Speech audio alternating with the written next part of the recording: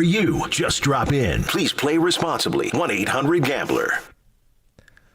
We are back here to wrap things up on SportsZone KNBR. Going to pass things off to John Dickinson in just a moment. The Warriors, 120-105 winners over the Toronto Raptors. Close game throughout the first half, but the Warriors won the third quarter by 13 points, won the fourth quarter by 5, and win both ends of their tough back-to-back. I know that the Raptors aren't a talented team, but they beat the Knicks last night. They dealt with flight issues, didn't get out until they reported about 5 in the morning from New York on their way to Toronto, where I think they got to their hotel around 7 a.m. So a good bounce-back win for the Warriors, and JD will be here to tell you all about it. I want to thank everyone who called this evening to talk about Brandon Crawford. We will be back on the air tomorrow talking Giants baseball, as we will carry the Giants and the Padres live from Scottsdale Stadium. Pre-game starts with Marty Lurie at 10 a.m. I'll take you from 11 to 11:50 tomorrow morning with our Giants warm-up show. And then after that, you'll have Giants and Padres. Bill Lasky on Extra Innings. A full day of Giants baseball coming your way on KNBR. Up next, it's Dubs OT with John Dickinson. You're listening to KNBR 104.5 680, the sports leader. Dub Nation. Time for the real and inside story on Warriors basketball. Curry sidestep, Curry drive, Curry flip, Curry good! This is Dubs OT with John Dickinson on KNBR 104.5 and 680. Streaming live at twitch.tv/the sports leader. Dominguez soaring! Oh, man! The rim, the whole goal is still shaking. This dude is a skywalker. Down 9 in the first half. Grinded to within 3. And their first double-digit lead of the night. Curry's got another triple. Styling on him. He's having a good time now. 14-3 Warrior run. Yeah, Warriors doing it in the third quarter in this one as they get the job done in Toronto. 3-0 now on this road trip as the Warriors win. North of the border, 120-105 is the final. We welcome you in to Dubs OT with JD here on KNBR, the sports leader. 808 KNBR is the number to give me a call or shoot me a text here. We've got Greg Silver back in our San Francisco studios as well as the Warriors continue to play excellent basketball over the last 16, now 13-3, 14-5 since January the 24th. They've won 8 consecutive games on the road. They're now 3-0 on this road trip, with victories already in the bag in Washington and New York and now Toronto. They will go and take on the Boston Celtics on Sunday afternoon, which should be a fun one. But the Warriors continuing their winning ways and continuing to make their push, trying to get out of the play-in tournament here with just about 6 weeks to go in the regular season. And another real quality win when you look at the way that the Warriors were able to get the job done. Stout defense, physicality, forceful play, going up against another team kind of like the Knicks. When Scotty Barnes went out in the second half, I thought that Toronto really became a team that was going to have some difficulty scoring the ball against the Warriors in the second half. And you look up at the end of the night, and without Scotty Barnes, who banged his hand on the rim there in the first half, 41 second-half points for Toronto. They had 64 in the first half, 41 in the second half, and this becomes a story of the second half with the Warriors outscoring Toronto 59-41 in the second half. 32-19, though, the third quarter that really flipped things. So 808 KNBR is the number to participate in the program, 415-808-5627. You can give us a call or shoot us a text here, as it is Dubs OT with JD on a Friday night here on the Sports Leader. Warriors find themselves continuing to win now, 32-27 for Golden State as you look at the Western Conference standings, and we'll do a lot of that between now and 9 o'clock here as we dive into some of the scores and everything else going on. But the Warriors to 5 over 500 with their third consecutive win, which now evens them again with the Lakers, who were 5 over 500, but the Warriors game better in the loss column. Dallas just a game and a half in front of the Warriors. Sacramento, just a game and a half in front of the Warriors.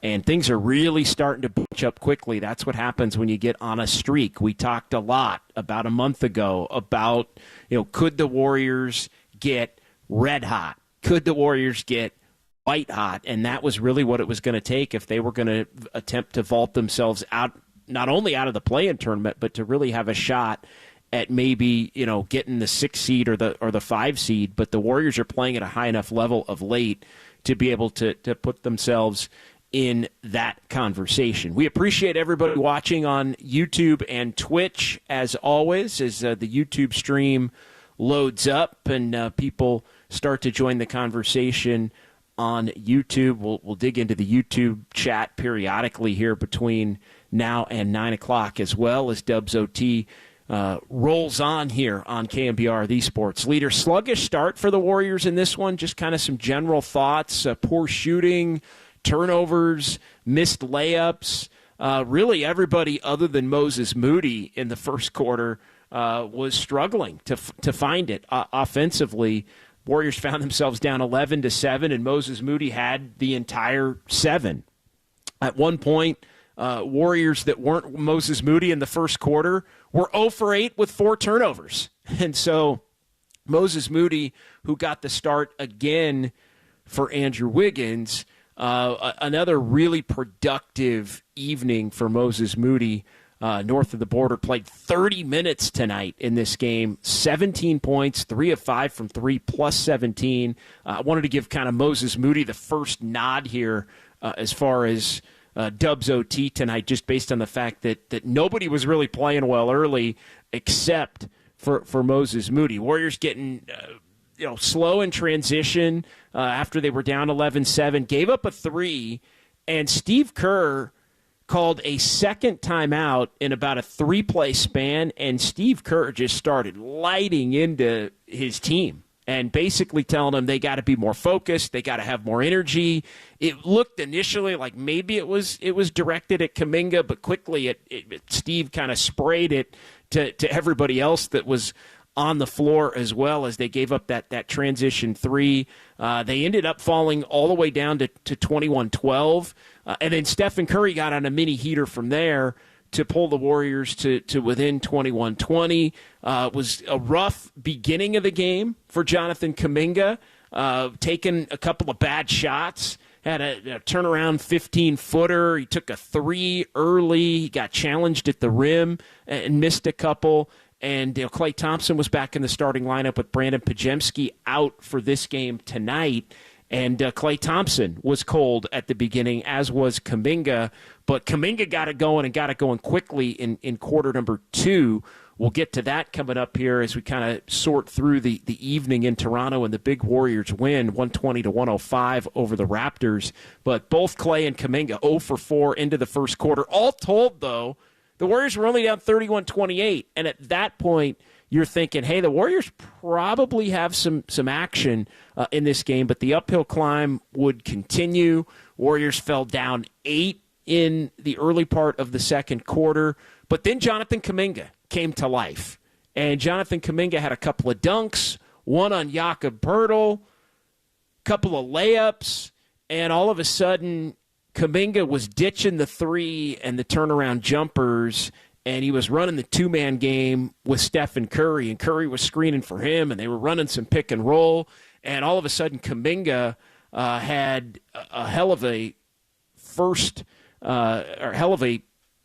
second quarter, 13 for Kuminga, all in the final 7 minutes of the second quarter and the final 7 minutes of the first half. Moody continued to cook, knocking down the 3 ball. Stephen Curry was on one, as we talked about, toward the back half of quarter number 1, but it ended up being with Moody 15 at the half, leading the Warriors, Steph with 14, Kuminga with 13, again, all in the final 7 minutes, and it was a 33-33 second quarter. So the Warriors, despite some ups and downs and really a poor first 6-7 minutes of this one overall, were right there within 3 beginning the second half, and then without Scotty Barnes, who hit his hand on the rim late in the first half, no Scotty Barnes, and the Raptors just came out and didn't have a lot defensively. And the Warriors put a strong defensive imprint on the game in the early part of the third quarter. Klay Thompson started to get it going. Klay with all of his points. 14 in the second half, even though he didn't shoot the ball all that well. He had some big buckets for the Warriors in this one down the stretch as the teams traded some mini runs, but the Warriors had the big run with Curry cooking and putting the Warriors up 85-73. All told, the Warriors went from down 3 to up 10 going to the fourth quarter with a 32-19 third. Steve Kerr changed his rotation a little bit, flip-flopping Trace Jackson-Davis and Kevon Looney, changing the rotation a little bit there in the third and fourth quarter bridge. And the game kind of bogged down in the fourth quarter, but Kuminga hit a floater. There was a little 6-0 run to put the Warriors up 102 to 89, and then the Warriors able to do enough to again keep a team at arm's length, which they've been so much better at over the last month and a half, not allowing some of these games where the Warriors have the double-digit leads to dip all the way back to a point where they turn into close games and they turn into opportunities for losses. The Warriors, I thought, really had a nice stretch there in the fourth quarter to just keep the Raptors, who took some quick shots, some bad shots, keep them at arm's length, keep it from really getting to a point where you're thinking, like this is going to turn into a close one, and the Warriors are really going to have to execute. Chris Paul was in the closing lineup over Moses Moody. No big deal there. Kerr went back to CP3 and Kuminga. Kuminga immediately got an and one, and this thing was pretty much done. At 109-96, as I mentioned, Warriors doing it with defense against the shorthanded Raptors. They hold the Raptors, when you look at the field goal percentage, they hold the Raptors to 42.7% shooting for the game. The Warriors did hit 18 threes at a 40% clip.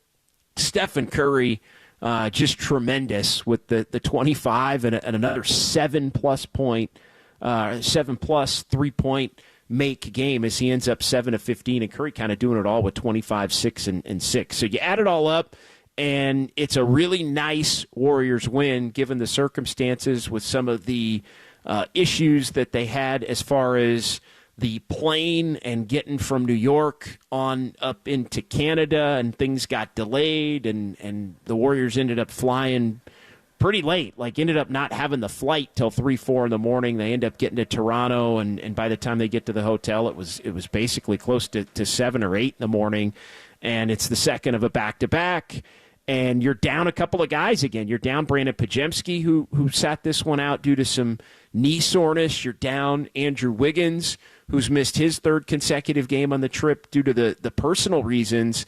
And so you look at it for the Warriors, and to be able to just withstand the early sluggishness, I thought was just absolutely huge.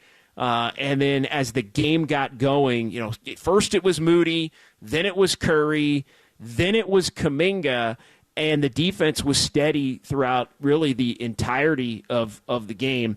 And so, from there, I thought the Warriors always had enough they could get offensively, and it just felt like Toronto didn't have enough, especially when Scotty Barnes went out in the second half. So 808 KNBR is the number.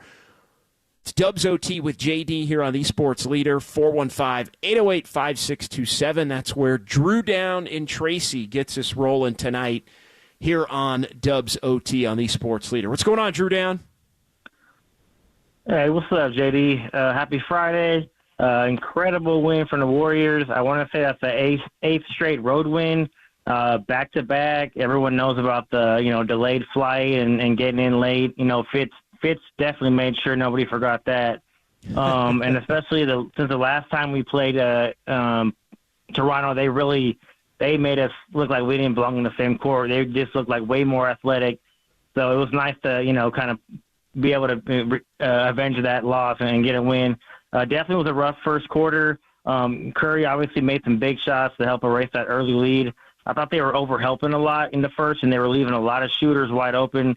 They were hitting a lot of threes in the first. Moody was definitely big. I think at one point he had the first 7 or at least or so points for the Warriors. So Moody was definitely, doing a good job with helping the scoring load. And then Kuminga in the second quarter, obviously he, did his thing. Another great game from JK. I agree with you about the 3-pointers. Both of them I didn't hate, but I didn't really love them. To me, it's like unless the shot clock's running down, I'd rather him take a couple steps in, and even if it's a mid-range, I'd rather see him take that at this point. But other than that, he missed some at the rim. But even when he drives to the basket, he draws at least 2 defenders, and that allows for offensive rebounds and putbacks and stuff like that. So I thought Kuminga was really good tonight. And I like the Curry JK pick and roll that they've been running sometimes, because a lot of times 2 guys stay with Curry on the 3-point line and JK has a free run to the rim. So I definitely I like seeing that action. Hopefully they'll continue to keep running that. Clay definitely struggled a lot in the first half, but I thought he made some big shots in the second quarter that definitely helped his team. So wasn't pretty early, but I thought he showed up in the second and helped his team. So good for Clay. And then the bench, I think everybody, Chris Paul, TJD, Lester, Payton, I thought they all made plays. Contributed to winning that end of the shot clock. TJD, where he kind of caught it and then just jumped and shot it in one motion and made that little buzzer beater. I thought that was pretty sweet. So the bench was better. Saric, he had a couple moments, but I don't know what's up with Saric, but I feel like he's not him from the outside, and he's kind of struggling. I know we don't have Santos, so there's not really a lot of options. So hopefully, Saric can figure something out. Drew Dan, I'll just jump in. Kerr didn't play him in the second half at all. And so he played him in the first half, and that's really the first step toward a player not being in the rotation potentially moving forward, is when he'll get some first, you basically map out your first half rotation, and then based on how guys are playing or based on the game, you'll say, all right, I can't play this guy in the second half tonight. We've seen that happen with Kuminga in the past. We've seen that happen with Moses Moody in the past at times and others. And so, for Kerr to basically switch Jackson Davis and Looney to where he could have Jackson Davis and Kuminga out there at the beginning. Have Looney and Kuminga out there at the beginning of the fourth quarter. Basically, he played Kuminga a little bit more and just didn't play Saric, which is a switch from the way things had typically been. And so I think that's a sign that Saric's time could be coming to an end here, at least with some regularity, and until he kind of gets another opportunity, maybe by injury or somebody else not playing well. No, 100%. I wasn't coming down, the coaching staff's road. the roster, we're kind of limited at this point, especially with Santos out. You don't even have that option to put him in there. So I get it. It's not, I don't hate, Sarge. He's got some value, but it just seems like he's been struggling. So, hopefully, like I said, I'll figure something out. But at the end of the day, no excuses, with the playing issues and all that. Great. Love the heart this team's, been showing recently, being super resilient. And defense, I think the main takeaway was defense. And I think they locked in late, played some great defense, and that really, the fourth quarter was kind of ugly, but the defense and the rebounding at the end just kind of allowed this team to, take control and get the W. So love what I'm seeing, and then let's see if we can, how far we can keep it going. All right, thanks, Drew Down. Appreciate it. Drew Down and Tracy getting us tipped off here. Dubs OT with JD, KNBR, the sports leader, as the Warriors get the win in Toronto, 120-105. Yeah, no excuses. I look at this Raptors team, and this isn't even the same Raptors team that smoked the Warriors back in early January, but I just look at this team. The Warriors are in a completely different place. That Raptors game back on January the 7th, that was one of the low points, honestly, of the entire Warriors season. The fact that they got just annihilated the way that they did from the jump inside Chase Center. It was really bad, and then they chased that game with the game against the Pelicans. Yeah, a couple of nights later. And things were in a really bad way at that point. It was after those two games specifically.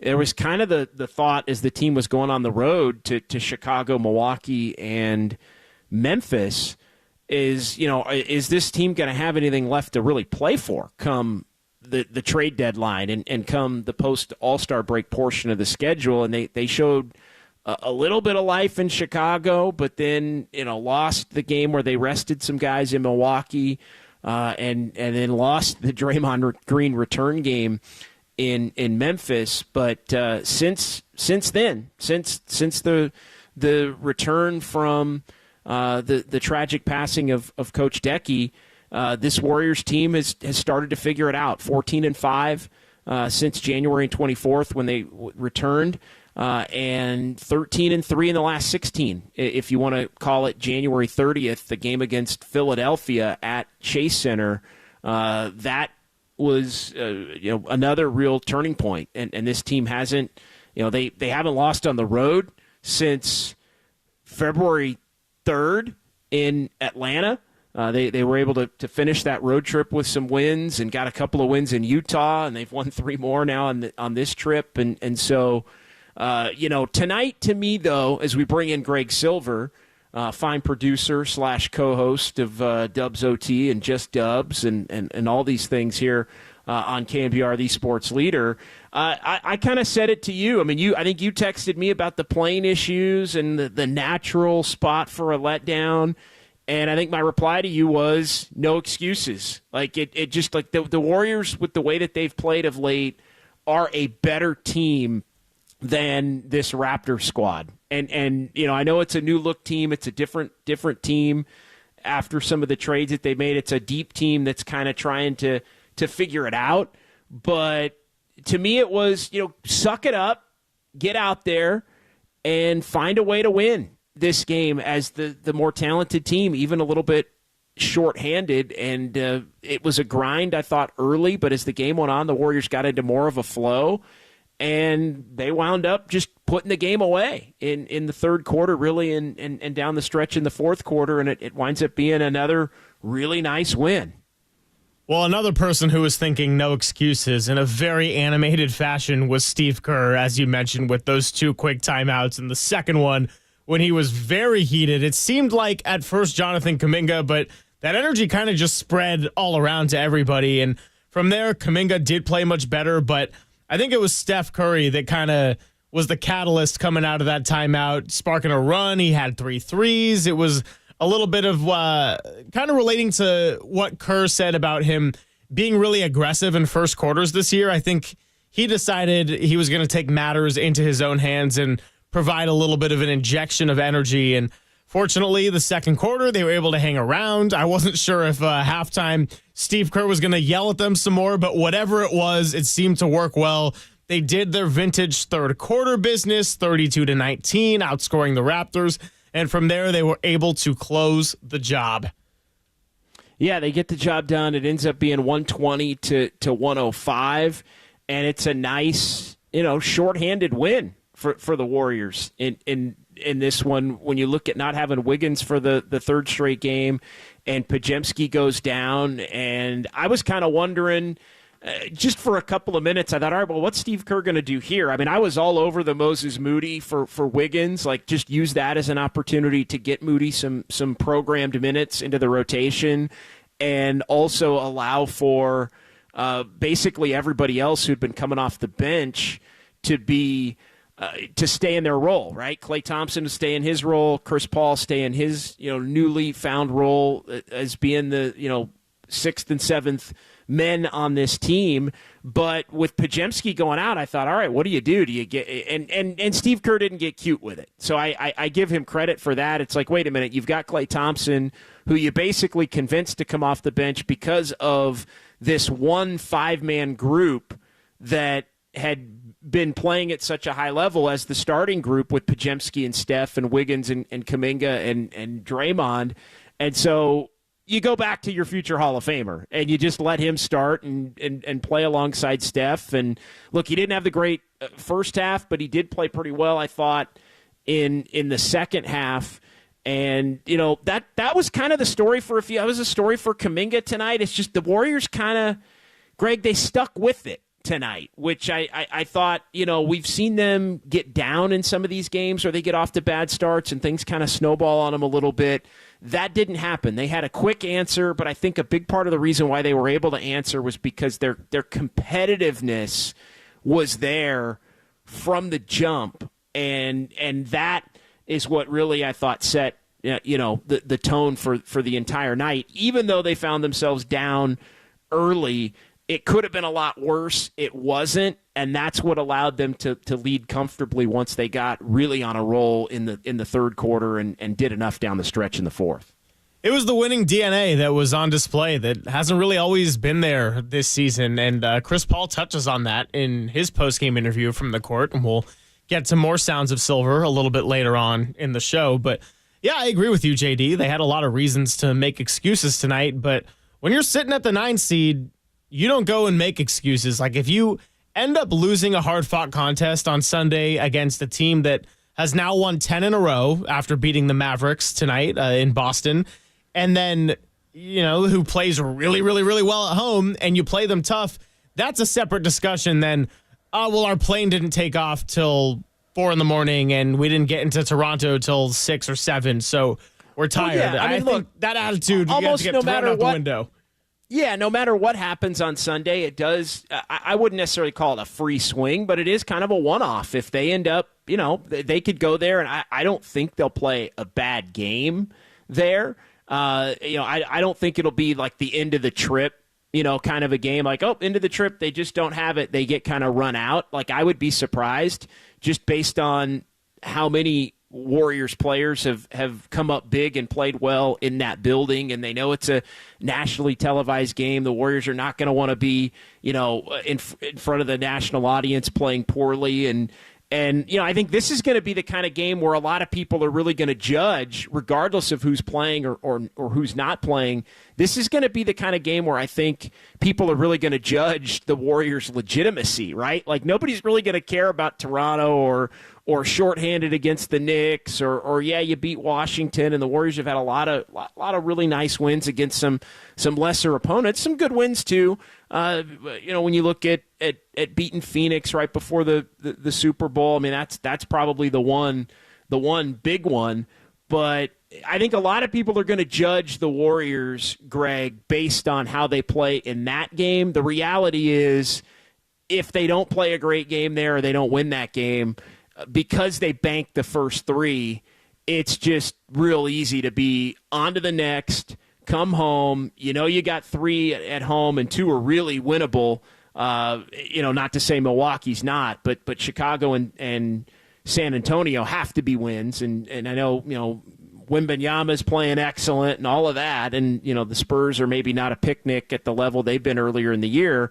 But you've got some wins that you need to get here coming up on the schedule. So I think it does make the game Sunday feel like it's less stressful, at least going into it, as great as the Celtics are, and they're the best team in the NBA.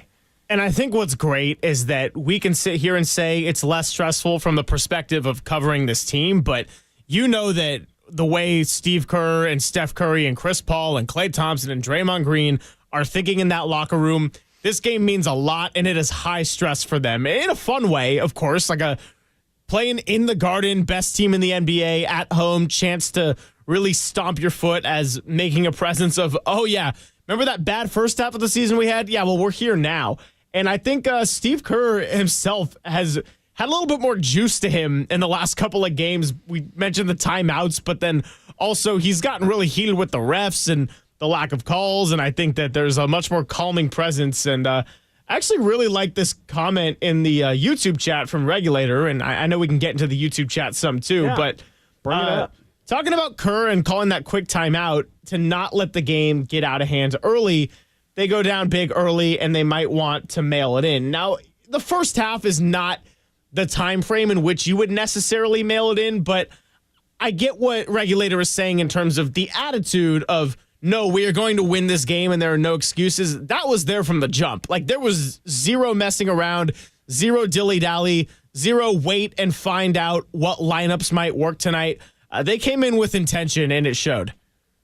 No, and he set the tone that it wasn't going to be the kind of game that they were just going to get boat raced in, that it was going to turn into the kind of game where, all right, you get down big early and you just call off the dogs and roll from there. It was, no, there was going to be a competitiveness to the game that the Warriors were going to have in this one, regardless of how it played out. And I think that, he really pulled them in that moment. And Kerr picks his spots when he wants to get angry or make a point like that. But I think that he picked the right time, because it wasn't like the game was really getting away at that point. It was 11-7 and then 14-7. Like, he didn't wait around for it to be 30-15. He didn't wait around for the Warriors to be down 17 to start getting into people. It was a 7-point game, and it was basically a lone missed assignment. It looked like Kuminga was just kind of aimlessly jogging back. It looked like there was a bad rotation. They gave up a wide open three. It looked like basically everybody was out of position in their get back in terms of transition defense. And so it wasn't just Kuminga by any stretch. I don't mean to single him out, but it was just, hey, everybody, this is not happening tonight. Like, we may lose, but it's not going to be because of low effort, and it's not going to be because of just second of a back-to-back and excuses and all those different kinds of things. So all in all, nice win for the Warriors as they beat the Raptors 120-105 in Toronto, 3-0 on the trip. It's 8 consecutive games for Golden State on the road, going back to February the 5th, and we'll keep you updated on everything that's going on in the NBA as far as some other games that are coming down to the wire. I've got the Minnesota-Sacramento game on in front of me. We'll get your question of the night. That one is a good one down to the wire here in Minneapolis, with both of those teams actually playing shorthanded in this one. We'll let you know about that and just how it finishes up. 808 KNBR is the number. 808 KNBR, the number here, as it is Dubs OT with JD here on KNBR 104.5 and 680, the sports leader.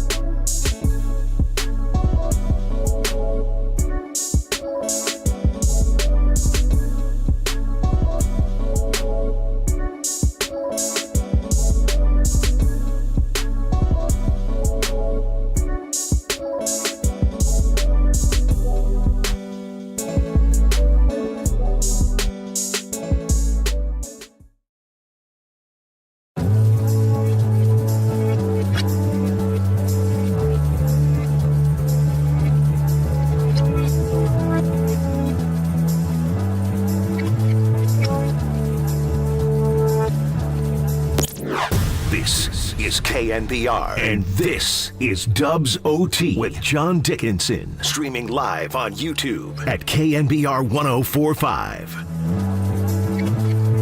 That missed three, no reason to shoot it. And the Golden State Warriors, down 3 at halftime, absolutely own the second half.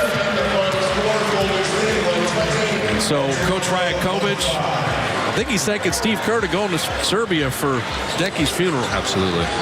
It's important to so many people. Definitely. And that meant a lot to Coach Kerr, but we talked about it.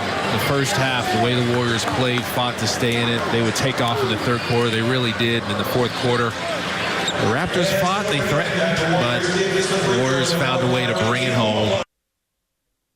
Yeah, big second half for the Warriors, 59-41 in favor of Golden State, down 3. They win it going away, 120-105 in Toronto. We welcome you back. It's Dubs OT with JD here on KNBR, the sports leader. A couple of phone lines open to react to this one. You can give us a call or shoot us a text. 808-KNBR is the number to text the Golden State Lumber and Building Materials text line. That's 415-808-5627 as we roll on here on a Friday night on the Sports Leader. Our question of the night coming up here momentarily. I do want to keep everybody updated on what's going on around the NBA here tonight. A lot of games with some ramifications as far as the Warriors, who suddenly find themselves in the heat of this race trying to get out of the 9-10 matchup.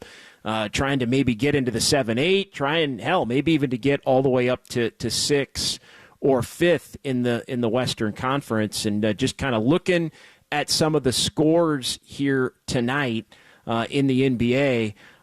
Sacramento and Minnesota. This is an interesting game and one we'll have to keep an eye on here over this entire segment. 115-115. They're going to overtime in Minneapolis. No De'Aaron Fox for Sacramento in this one. He's missing his second consecutive game due to some knee soreness. And so no Fox. The Kings have led really throughout the entirety of the game. Timberwolves with a late rally to force overtime. There were a couple of challenges and calls overturned and all of that. Minnesota's playing without Anthony Edwards. Anthony Edwards played the first half of this game. He had been listed as questionable with an injury, played 19 minutes in the first half, was 2 of 11, scored 11 points, and then left at halftime due to personal reasons. So I haven't seen a report on what was going on with Anthony Edwards there. Anytime something like that happens, it kind of makes you wonder, did something happen maybe in the locker room? And the Timberwolves can run a little hot with the head coach and some of the players maybe mixing it up there, Chris Finch. Who I like a lot, but there's been some times where he's butted heads with some of his players and had to kick him out of the gym or send him home or suspend him for a big game as well. And so, again, not saying that is the case, but it kind of made me wonder, but hadn't seen any reporting, and there could be some out there that I just hadn't noticed kind of being locked in on the Warriors game. But that game's tied going into overtime at 1:15. Pelicans beat Indiana tonight as well. Warriors got some help from the Celtics, who blew out the Mavs 138-110 in Boston, although the Warriors' chance at taking on the Celtics is coming up here on Sunday. So just kind of looking around at the standings here in the West, the Warriors moved to 9th with the win tonight in Toronto. That gets them percentage points ahead of the Lakers. Only a game and a half now behind Dallas, and only one game off in the loss column are the Warriors to the Dallas Mavericks. Warriors 32-27, Dallas 34-26, and Sacramento's 33-25. And if the Kings can lose this game in overtime, they would only be the Warriors one game off in the loss column to Sacramento even. And so we'll see.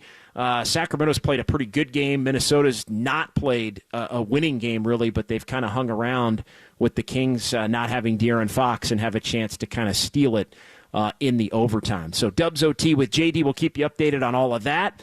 808 KNBR, the number. We've got Greg Silver here as well. Let's go ahead and get into our question of the night here, our Dubs OT question of the night, as the Warriors have been hot. 13-3 in the last 16, 14-5 since January the 24th. They've won 8 consecutive games on the road. But just kind of looking back through this Warriors hot streak as Domantas Sabonis, it looks like, is just fouled out in overtime, working against Naz Reid in Minneapolis. Big potential ramification there with Sacramento not having De'Aaron Fox. It looks like Sabonis' night is potentially done now. Looks like, Sabonis is out of the game now in Minneapolis. But, looking through the Warriors and their run here, and, they have beaten Philadelphia. They, beat Atlanta back on January the 24th.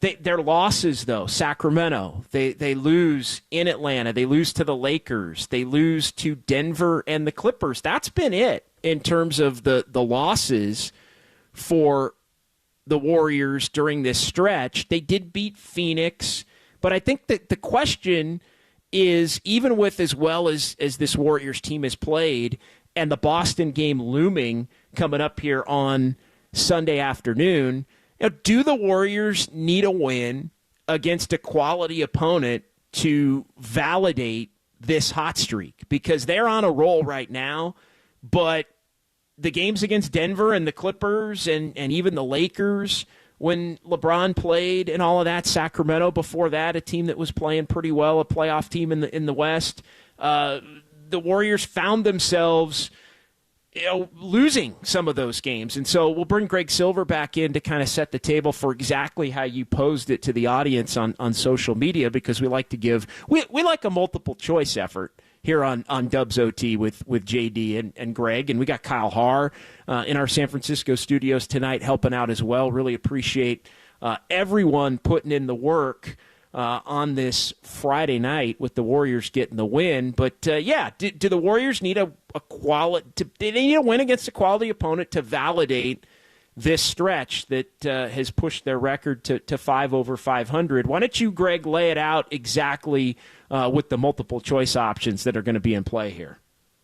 Yeah, so I really only have two options because I think it's a rather binary question. My answer number one is, yeah, unfortunately, I think they do. As nice as it's been to see the Warriors play better, ultimately, if they want to get to where they're going, they're probably going to have to prove it at some point. That's option one. Okay. Option two is more of a, you know what?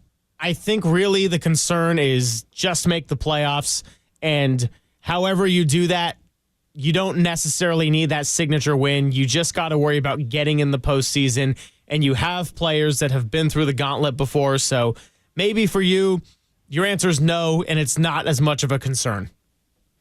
Yeah, I think it's probably still too early for it to be a significant concern, because I think if this team gets to ultimately where they want to be as far as, playing at the level that they've played at between, January 30th and until now, I think when you look at it, if the Warriors keep playing at that level, then they're going to win enough games to where I think you're not going to be having the question as to, do they need a win against a quality opponent? Because they're going to get a couple of wins against quality opponents, regardless of who those are. They'll just kind of happen. Whether it's Boston Sunday or Milwaukee or, maybe the Lakers at some point coming up later, we'll have to see. They've got some games against Minnesota and Dallas. So there's some opportunities for the Warriors to be able to do that. The early voting on the question of the night, now I'll just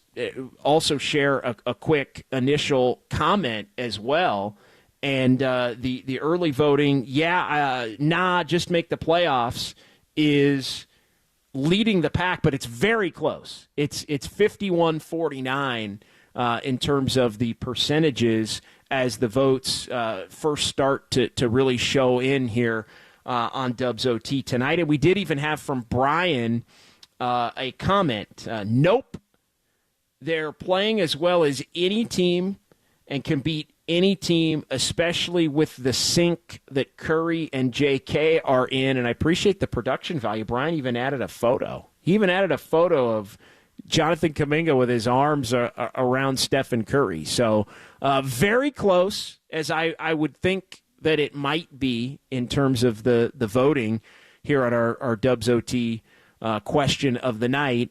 But, the first one in, nope, because the Warriors, and that's kind of where I'm leaning, just that they are, finding themselves in a way where it's just, they've almost completely, I feel like, separated themselves from the team that they were in the early to middle portion of the season. I feel like they've just found something. I think they've found a rotation. They found a new starting lineup. They found a new secondary scorer. Like they found better defense. Like it's just, they've found, I think, better vibes. It seems like this team likes playing together. It seems like they're a more likable team than they were early on in the season, based on the way I think different players, young and old, are able to contribute in a greater sync.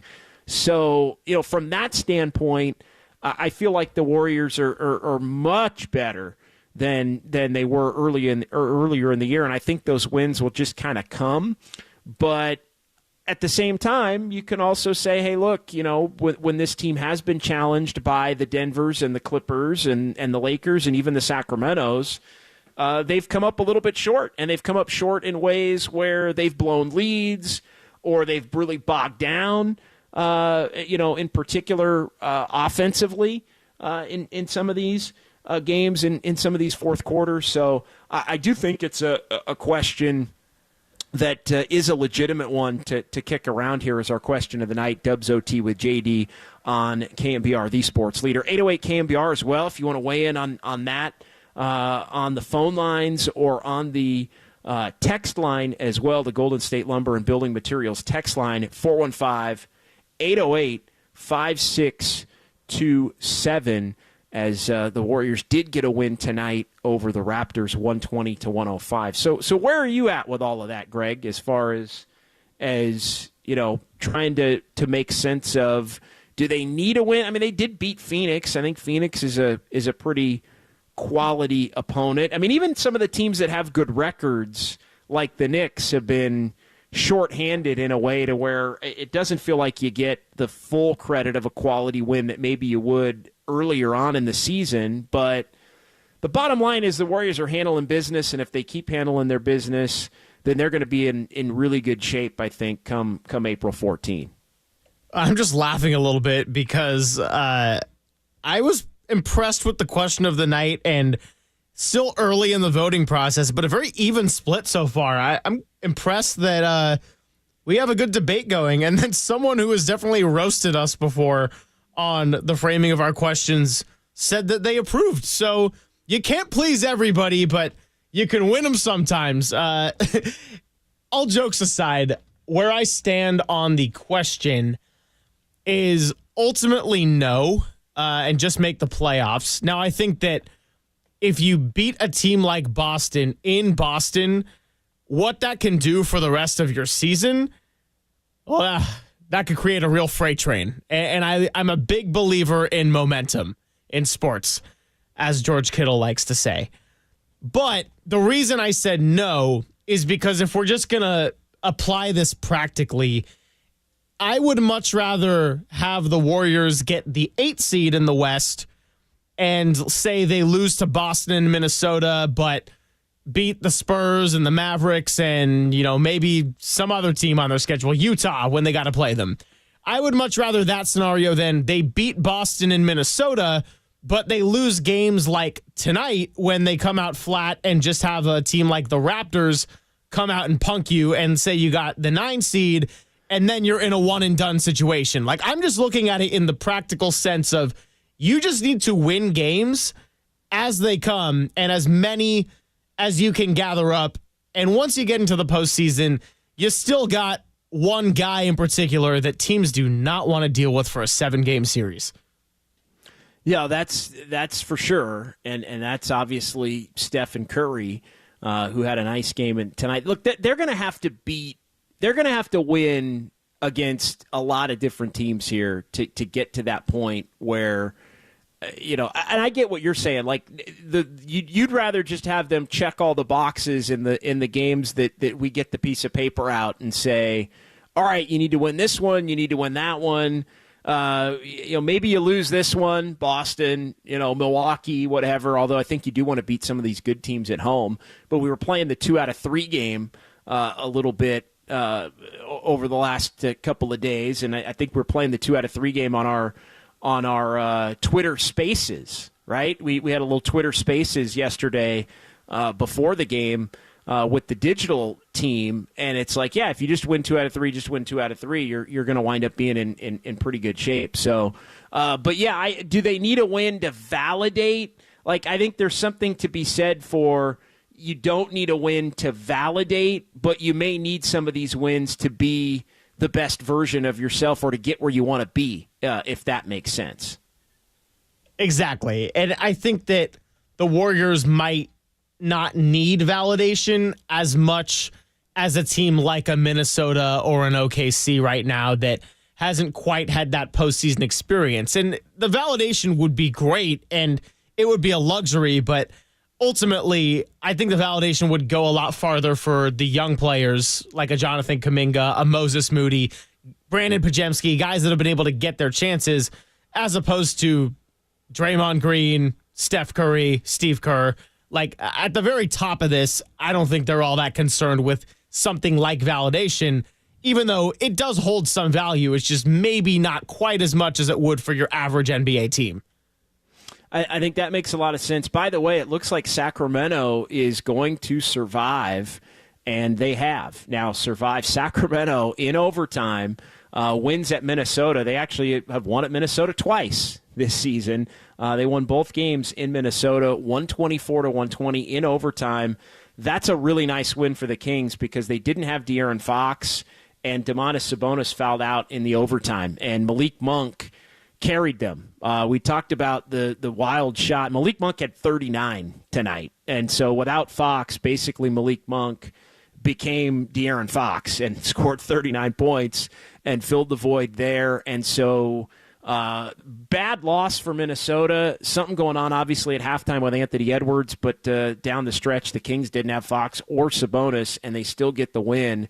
So the Kings are a team that I still think is going to win enough to where they're going to be mid-40s. I don't feel like they're going to fall off. I know they lost in Denver, they lost to Miami, but their week this week is kind of the quintessential Kings week for this season. They've won at the Clippers and they've won at Minnesota, and then they lost at Denver, which, whatever, that they lost at Denver. Everybody's losing to Denver right now, but then they lose at home to Miami when Miami basically has the 5th through 12th men on their team active and playing, and it frustrates everybody in Sacramento. But the reality is the Kings are having a really good week.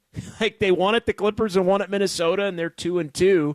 And so no ground gained to bring it back to the Warriors, who won tonight to improve to 32-27. So the Kings with that win, 34-25. So still 2 games back in the loss column are the Warriors to the Kings. This is why Minnesota needs validation, by the way. Yeah, that's a bad loss. I mean, the bottom line, that's a bad loss for them, and they now dip back. They dipped to 42-18, so their little 3-game winning streak is gone. And they're still a half game up on Oklahoma City, but Denver's coming. Denver's won 5 in a row. Denver's only a game and a half back. Actually, only I guess I have a game back now with that updating the standings for tonight. So the Warriors will not gain ground on the Pelicans tonight. They will not gain ground on the Kings tonight. They do gain ground on Dallas, who got beat in Boston, and they do gain ground on the Lakers.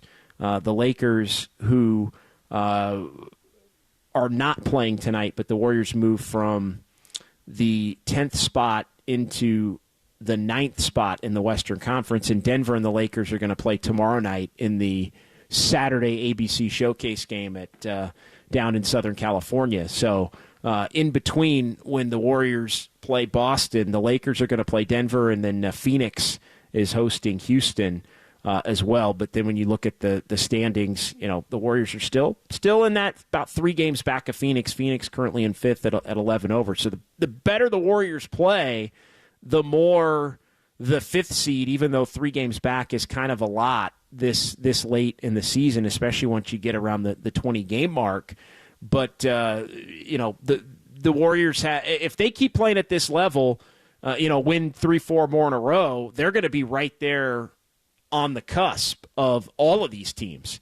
And the quicker the Warriors can put themselves in position to do that, I think, the more legitimately they become a factor as far as maybe wanting to steal one of those spots. So no help from Minnesota tonight as the Timberwolves lose at home in overtime to Sacramento. 124-120 is the final in that one. 808 KNBR is the number. It is Dubs OT with JD here on The Sports Leader. Appreciate everybody watching on YouTube and Twitch as people filing in. Douglas Mike's checking in. The better Moses Moody looks, the worst Kerr does. Yeah, again, you got to have minutes for him to play, and you got to have a position for him to play, right? I talked about this a little bit last night. It's not just a matter of wedging somebody in. It's a matter of having the pieces complement each other on the court. And so, there's a lot of this. I don't play the revisionist history game. People have tried to say that about Kuminga. If he had played more last year, he would be even better. And it's no, he didn't earn those opportunities, and he wasn't as productive as consistently in the same ways that he is now. And so I think it's going to be interesting. I will say this, though, Douglas Mikes, the lineup with the best potential now that Clay has been on a downturn, Steph, Moody, Wiggins, Kuminga, and Draymond. I do find it interesting, as much as I disagree with the first comment. I do think Steve Kerr's going to have to figure out a way to play Moody, and how does he figure out a way to play Moody is going to be a key question, even after Andrew Wiggins comes back, when Andrew Wiggins comes back as well. And would Steve Kerr just play Moody at the 2 with Wiggins at the 3, Kuminga at the 4, and Draymond at the 5? And the short answer is I don't think he would just put put Moody at the 2. Some games, yes, but he's been basically playing the 3 these last couple of games in Wiggins' place, and he's been a real productive and positive player. And so, we'll have to see. Erwin Kwong chiming in, the better Moody plays. I hope he's carving minutes for himself at Wiggins' expense whenever Wiggins comes back. Again, I don't think it's cut and dry, but I do think it is a situation where they are going to have to find minutes, and some of Wiggins' minutes could be part of that. I think some of Podziemski's minutes could be part of that, depending upon the night. But again, that's still not a lot of minutes when you start to factor in Wiggins. Let's just say as a baseline, playing 25 minutes as well. And so Rebel to Sounds, Kerr went pop mode early. San Jose Jazz fan chiming in. Kuminga was just the closest to ground zero when Kerr exploded. No, I think that's exactly right. I don't think it was anything specifically that Kuminga did, although he did kind of jog back on defense. But Kerr made a point to let everybody have it. Erwin Kwong also chiming in. Warriors again out rebound a bigger opposition. I think you can credit Coach Decky for the consistent, strong rebounding effort. That is a thing. If you're going to play smaller, everybody's got to collectively rebound, and I think that's where Podziemski's insertion into this thing, I think, has really maybe helped the most. It's been the fact that Podziemski, and Steph's rebounded better in recent games. It's Podziemski rebounding like a forward that I think is been what's really helped. Ed Botello, must be hard for Kerr managing this team, so many capable players. Well, the one thing that has happened with Kerr is as a couple of guys have come back, a couple other guys have gone out.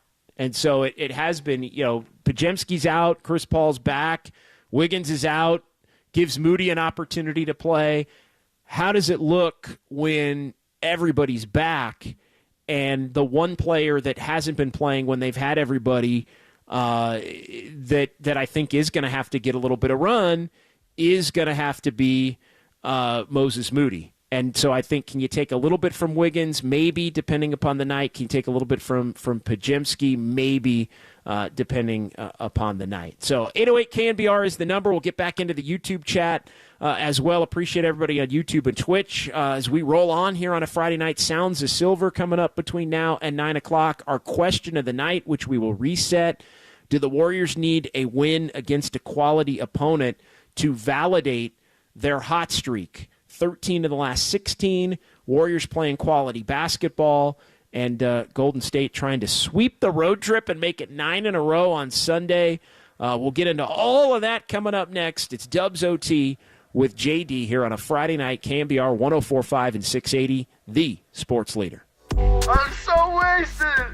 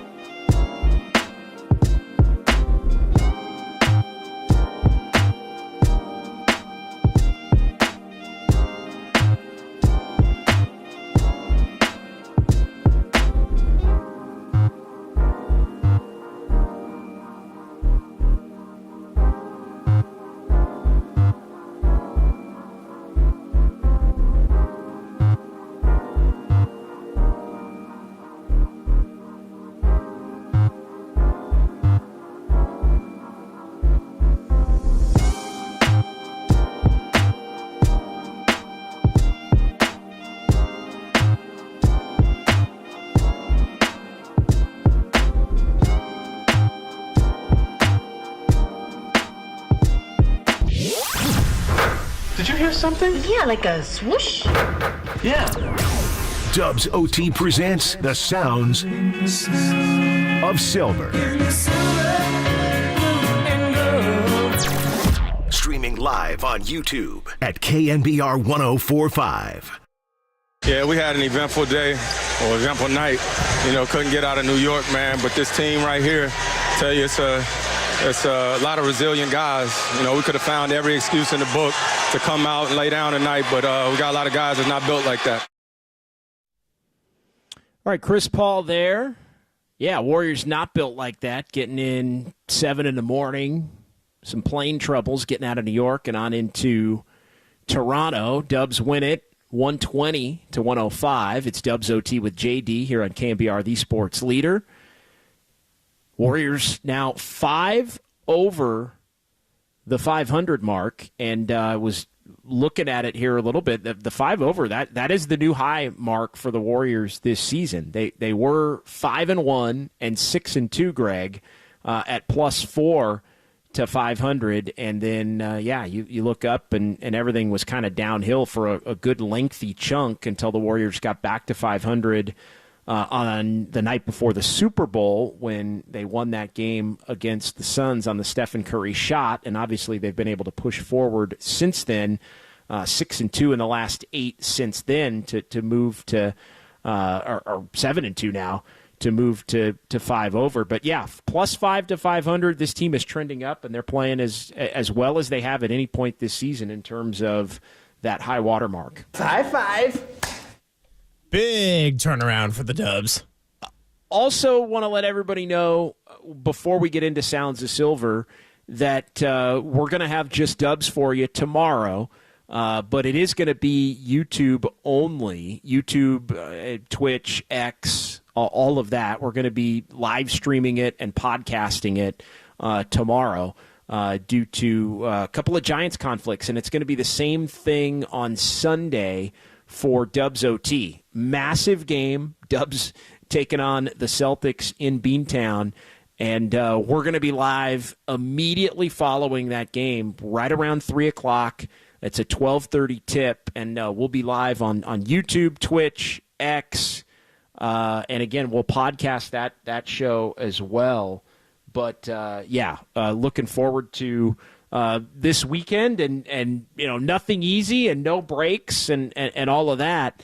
But yeah, just want to let everyone know who's watching and listening now that the Just Dubs and Dubs OT shows are going to be video stream only and not over the air. We'll be back on the air when the Warriors are back at home on Wednesday, taking on the Milwaukee Bucks. Just wanted to interject real quick, JD, because per Shams, the Scotty Barnes news. I guess I should have known this. Super Reporter was going to be on it, but Scotty Barnes unfortunately has sustained a fracture to the 3rd metacarpal bone of his left hand and is out indefinitely. Yeah, tough. That's tough. Obviously, you knew it was bad. And hit his hand on the rim. You knew it was bad when it was something that he immediately was going to be out of the game and then didn't come back out to start the second half. So rough break there, no pun intended, for Scotty Barnes and for the Toronto Raptors. Terrific young player, not having him in the second half definitely hurt. And the Raptors, though, are finding themselves they're 4.5 out of the final play-in spot at 22-38. I mean, they're basically packing in time, I think, as far as this thing goes. And not having Scotty Barnes, I think, would probably lead them even further down that path here. With you look up and 22 games to go, I guess, for them. They played game number 60 tonight, so 22 games to go for the Raptors, and some rough news there. So what do we got tonight as far as Sounds of Silver and post-game press conference and locker room stuff, Greg?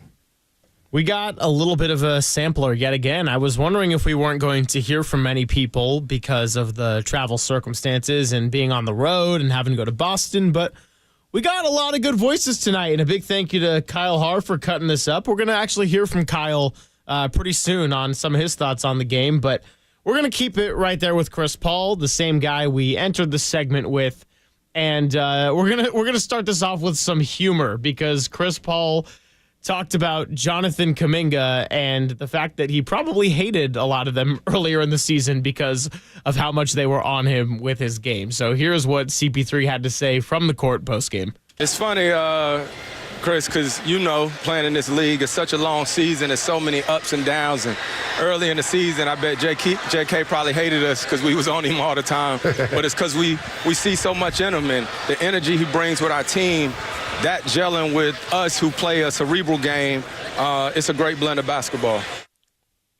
Yeah, no doubt. And I don't think there's any question. I mean, that Kuminga was I think he was frustrated last year with some of the vets. He said it. He was frustrated / lost faith in the head coach. But the one thing that I think is the biggest takeaway out of all of that is that, a lot of times it became Kerr v. Kuminga, and the reality is, and I'm glad Chris Paul spoke to this in the manner that he did, because the truth is, Greg, I don't even want to say it like it got made to be Kerr v. Kuminga, Kuminga v. Kerr. But the reality is it wasn't just Kerr. It was Kerr and the veteran players that knew that Kuminga had to do certain things more effectively if he was going to be able to contribute.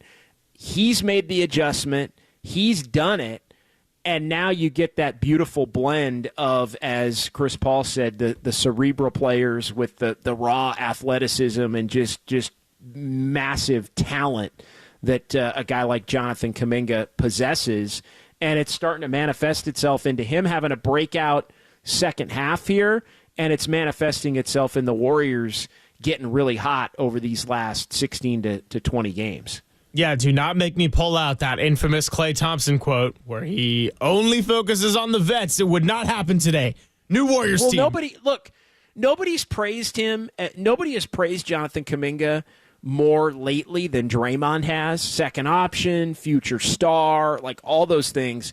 Nobody was harder on Jonathan Kuminga than Draymond Green was the first really 2.5 years of his career. Champion of change.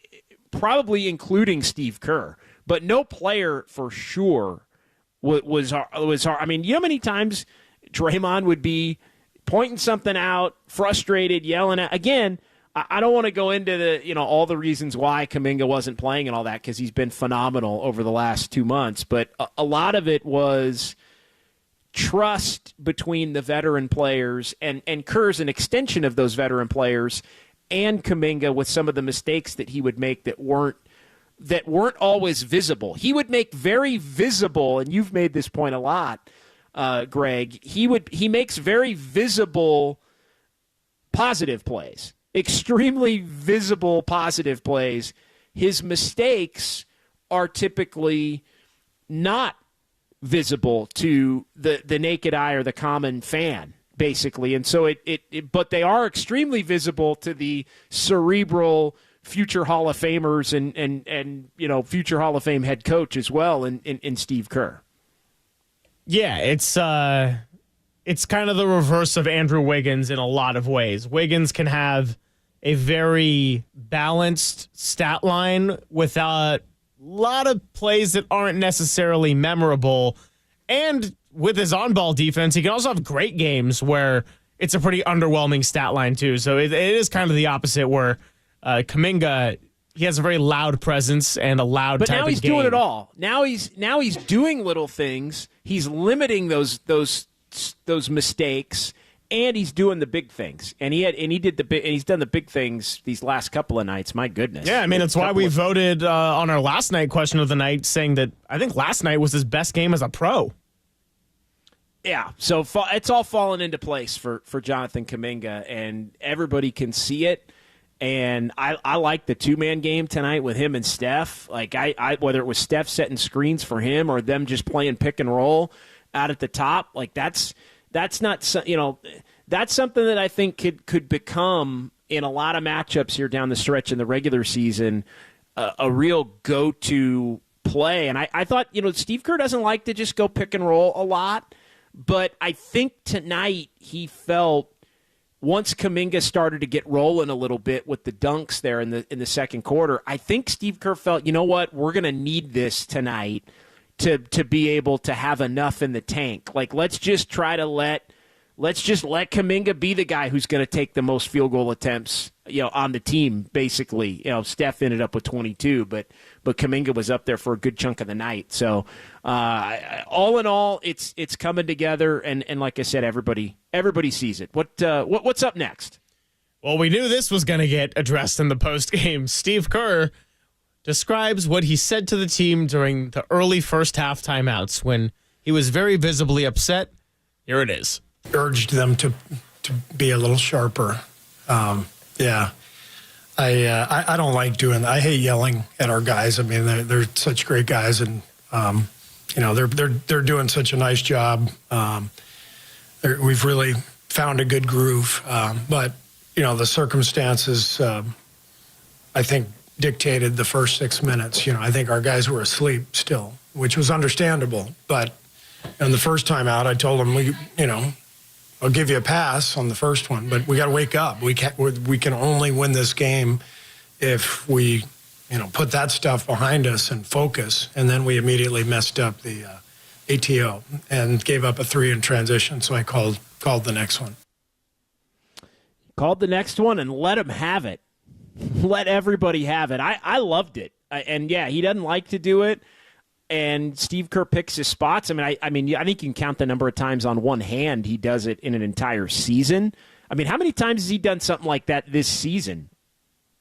I can't even remember one off the top of my head. It isn't. I think he did it a little more with some of those teams to where he knew that they were the most talented team on the planet, and it basically was waking them up in any instance was going to be enough to basically win any game. And that team, I think, was prone at times to some lulls, and then they would just wipe teams out with a good 12 to 16 minutes. But, can you remember a time, Greg, where he had even done that this year? I don't remember one off the top of my head. Not this year. Not off the top of my head. I'm in the same boat. He's broken some clipboards in the past. Oh, yeah. Some of my favorite Steve Kerr memories are when he's borderline ejected from the game. What's coming up next here? Well, you know what? No, I take it back. Okay, so I haven't seen him yell at the team, but I think my favorite Kerr moment of this year prior to tonight is when they were playing the Clippers at home. I think this might have been the one they did win, and there was a foul that he didn't like, and he thought about challenging it, and he didn't do it. And then the next time down the floor, they called a nothing foul on Pajemski against Kawhi Leonard, and Kerr immediately gets up and calls timeout for a challenge, and he just starts lecturing the officials and is like, I am so tired of this, what? Yeah. Okay. All right, that's a good one. It's a good recall. Good recall. I'm just trying to keep up with you. That's good. No, it's good, man. That's a good one. But it's not yelling at the team. No, not yelling at the team. That was a first for this year. But I liked it. I thought it was perfect. I thought it was the perfect time for it, to be honest, because of the circumstances with the bad travel and everything else, and just the fact that this game was winnable. This game was absolutely winnable, regardless of I just didn't want to hear it today as far as the travel and all of that. And it may have been, I know Coach Kerr said, I saw that he said it was the worst, the worst he's ever experienced in the NBA in terms of a night of having a long night and a late night and getting in the next morning and all of that. But I just didn't want this was a winnable game with as well as the Warriors have been playing. And so for them they needed to put forth a no excuses kind of an effort. And I think Steve Kerr with that early timeout basically set the tone that everybody was going to have to put forth that no excuses kind of an effort. Well, let's keep it rolling on the topic of no excuses and resiliency. That brings us to one of the most entertaining, to say the least, voices on this team. It's Draymond Green, and he says resiliency starts right at the top. Here's 41 seconds of Draymond's thoughts. Well, number one, you have winners. And then you bring in people with winning qualities that needs to learn how to win, and you have guys and staff that teach them.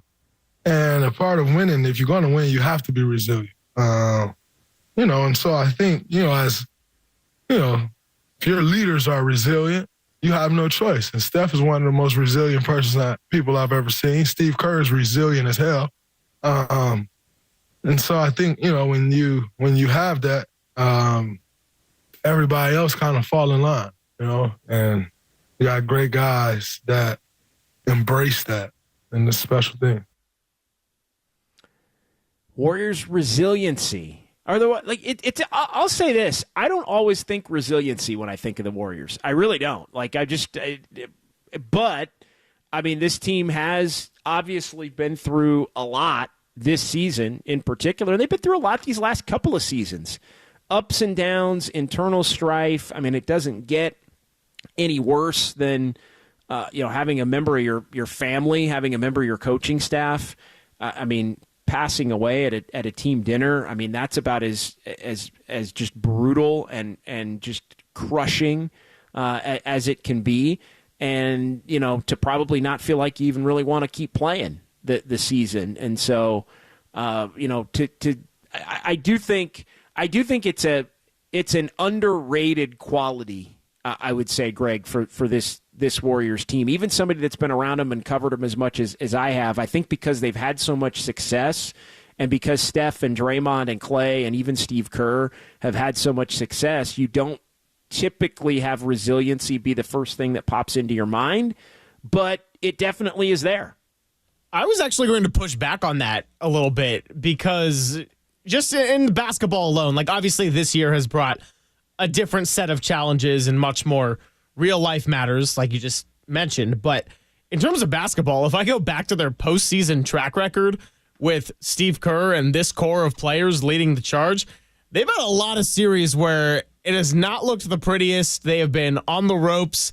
It has been really stressful. They've had to execute at a very high level, and they have done so at a ridiculously high rate. Not 100% because nobody bats 1,000, but even last year, they never come back from down 0-2, and then they did that.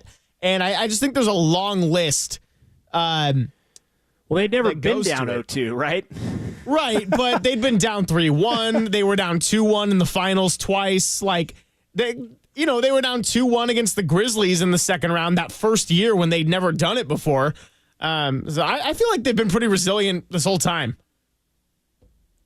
Yeah, I think that's fair. I think it's not the first thing that comes to mind, but I do think it's there. I think when you have as much success as the Warriors have had, it is, they've played a lot of these series from a position of advantage to where even when things have gone a little bit awry from them, it's not like it's unfixable, and obviously they've proven that, and so I don't know. Yes, they have seen it all. I will say that they have won a seen game 7 on the road.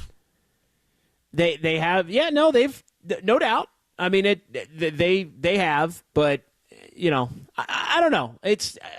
They're more resilient than I think I'm giving them credit for off the top, because I do feel like they have been, for the most part, front runners. And I don't mean that in the bad way, but just been. I feel like they've been, even since that first year. They had the best record in the league, and maybe nobody believed that they were going to do it, right? It would kind of be like if Minnesota won it this year, right? Nobody thinks Minnesota's going to win it. Well, if Minnesota wins 4 championships in the next 10 years somehow, which I don't think they will, but if they did, and Anthony Edwards turns into an all-time great player, then you'd look back and go, wow, okay, I guess maybe there was some resilience there. But I don't know. I just feel like the Warriors have been, they were down 3-1, but they were 73-9, right? And they were they were the best team in the league. They got down in a couple of series. Sure, they fought back. That's I don't know. It's definitely there. It's definitely there, but it's not the first thing that comes to mind. All right, you know what? I think we've both had some good points because you're not wrong in that they've been front runners a lot of the time, but I think when I just think and about... not that they can't win from behind or not that they can't win when things don't go well, because obviously they have, but I do think when you're playing from ahead as much as they've played from ahead over the years and with kind of the stacked deck, I do think in some ways it's easier when you need to have that resiliency to have it. Right? You have the confidence because you've been so successful that you can do it in different ways. You know, it's kind of like the team, like you get in that first championship situation and you win it, and then it's like, well, then you know you can do it. And then you see teams that get in that first championship situation. This happens a lot in the NFL, not to get 49er fans all riled up, but like you don't win it, and then you have a group that just never does win it. And they keep, Boston right now is kind of in that category. The Celtics, they have this group that's knocked on the door, but they haven't quite been able to do it. Whereas, if they get to the finals a couple of years ago and maybe win, maybe they've won 3 of the last 4 or something like that. I do believe in that, but that's a little bit maybe of a deeper conversation. No, I think it's a good conversation, though. And I guess the last thing I'll say is that you make a fair point that once you acquire that championship, mountaintop, DNA, whatever you want to call it, then you know you can do it, and it is easier to get back to it. I do think, especially that first year in 2015 when they hadn't achieved such a feat, they did respond very well to a playoff run that wasn't always the smoothest, and you were going against LeBron James down 2-1 and on the road, and they started Game 4 with the small lineup down 7-0. So I think they've always responded really well, and obviously Andre Iguodala's leadership was huge too. But we'll get to the last cut here in Sounds of Silver because it does fall in this theme of resiliency and maturity, and who better to speak on maturity than Moses Moody, who has talked about how everyone has grown with the tough times of the season. Yeah. I feel like a lot of that is a testament to the guys on this team, rather more than just what we're doing on the court. But we got a really good group of guys, just different players going through so many different things. Rather if you're in the rotation, if you're not in the rotation, but like the guys that's not in the rotation is kind of holding that down, just because anybody that's going through anything on the court, you can look at one of us, in different times throughout the season. It's like everybody's just being mature and grown about all the different situations going on. So I feel like that's why we're able to power through these tough times and these tough situations. And then when you win it, and then that part look good too. Yeah, good stuff there from Moses Moody, and no doubt Moses Moody does not sound like somebody that's as young as he is. But I'm glad to see Moses Moody having some success because, and yeah, Moody's still only 21 at this point. So I'm glad that he's having some success because I know, and Greg, we talked about this the other night, he's been as frustrated or more than Jonathan Kuminga has been, right? And Kuminga maybe has had a better case because he's had a higher ceiling when he's been out there and played. But Moody's played in playoff games and then not been able to get off the bench in regular season games, and it's happened really up until 3 games ago. And so there were some reports that Moody was really frustrated with his role, and how could he not be?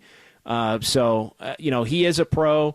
He is the wise beyond his years kind of a player, and I think it's just nice to see him having some success. And I think a lot of Warrior fans have got to hope that he will continue to get opportunities, Greg, even when Andrew Wiggins comes back and Brandon Podziemski comes back, because he has been somebody that's been a positive playoff player, especially last year.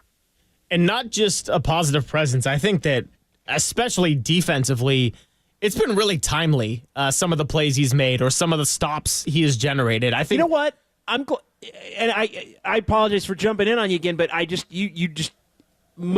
his on-ball defense has gotten better. Yes. And I think I'm going to be real short. His on-ball defense has gotten better, and I think he deserves credit for working on it, because I think that's something that has kept him off the floor at different points. No, I agree with you, and I think that, again, like it is with certain other players, it's matchup dependent. Like Klay Thompson can defend some people out on the wing very well, like a Lauri Markkanen. I think he would struggle against other types of players that are a little bit younger, quicker, and more athletic right now. So with Moody, it's not every player, but a guy like Brunson who has a lot of strength, like Steve Kerr talked about yesterday in the postgame. Moody did a fantastic job on the ball, so he's proving why he deserves to get some run, and I have no doubt that if the Warriors get into a playoff series, Moody will rise to the occasion. Real quick, before we move on with the show, I want to revisit the question of the night and also get a chance to bring in our guy, Kyle Haar, because he's been just as much of the show as either of us tonight. And interesting spread tonight. So on Threads, we have about 60 votes right now. 57% said to the question of, do the Warriors need to beat a title contender to validate their recent hot streak? 57% said no, just make the playoffs. 43% said, yeah, I think they do. Crossover to Twitter, it is 53% say yes and 47% say no. So it's a very even poll tonight. Kyle, first of all, welcome to Dubs OT. It's the best show on KNBR, if you weren't aware of that already. And where do you stand on this question of the night here? One more time, Greg. Question of the night. Do the Warriors need to beat a title contender to validate this recent hot streak? Look, the Golden State Warriors, they already beat the Boston Celtics. They beat the Philadelphia 76ers, even though Joel Embiid did get hurt in the fourth quarter. They just haven't beat the title contenders in the West. Sure, they beat the Clippers earlier in the season, but then they blew that fourth quarter lead to them again. They lost to the Nuggets. I don't think they beat the Nuggets this year. And, I mean, the Lakers have had their number also. The Suns as well. They have struggled against the Suns. Devin Booker has risen to the occasion. KD will always be there. Bradley Beal, not so much. The Kings, they will always have a tough fight against the Kings. So yeah, it's like a heart attack every game. I know. But no, I think right now you just have to look at the 6th seed and you try to make the 6th seed. All right, so that's 3 votes on the no side here on Dubs OT tonight. Yeah, I think if you get to the 6th seed, then you probably are going to win enough to where you validate, you quote unquote validate. But I do think that's going to be a big part of the conversation here moving forward. Is the national conversation, let's say, surrounding the Warriors is have they're playing a lot better, but have they really beaten anybody? Because that's typically just how things roll. Great job, Kyle. Great stuff, Greg. All right. Here's what we're going to do. We're going to take a couple of calls real quick, and then we're going to break. And then we're going to come back, and then we're going to do a quick fun with numbers and call it a night here, as that should take us pretty close up until 9 o'clock. But I don't want to have Brett in Walnut Creek and Bruce in San Jose have to wait all the way through a break here as we catch up on some spots. So Brett in Walnut Creek is next here on Dubs OT with JD on KNBR, the sports leader. What's going on tonight, Brett? Hey, JD, how you doing tonight? I'm doing great, my man. How are you? I'm doing great. Hey, you know what's interesting about the Warriors this year, and I don't want to bring in the term game manager because we've already been inundated that with the 49ers. But what I will tell you is this about the Warriors is the fact that I think a lot of people need to start giving credit to the draft and how important the draft is. And I think we've all become kind of like spoiled by the fact that we've been able to bring in players, Steph Curry, Draymond Green, Klay Thompson, that are just icons in the Bay Area. In the 49ers, we've got Brandon Ayuk, who I actually liken to a Jonathan Kuminga. We were talking earlier about thinking like we might package Jonathan Kuminga and trade him. Just like the Niners have started, there's rumors of packaging Brandon Ayuk and trading. You know how lucky you are to draft someone I don't care if it's first round, second round, or the last pick in any draft, that they're actually going to do something. It's really, really, really hard.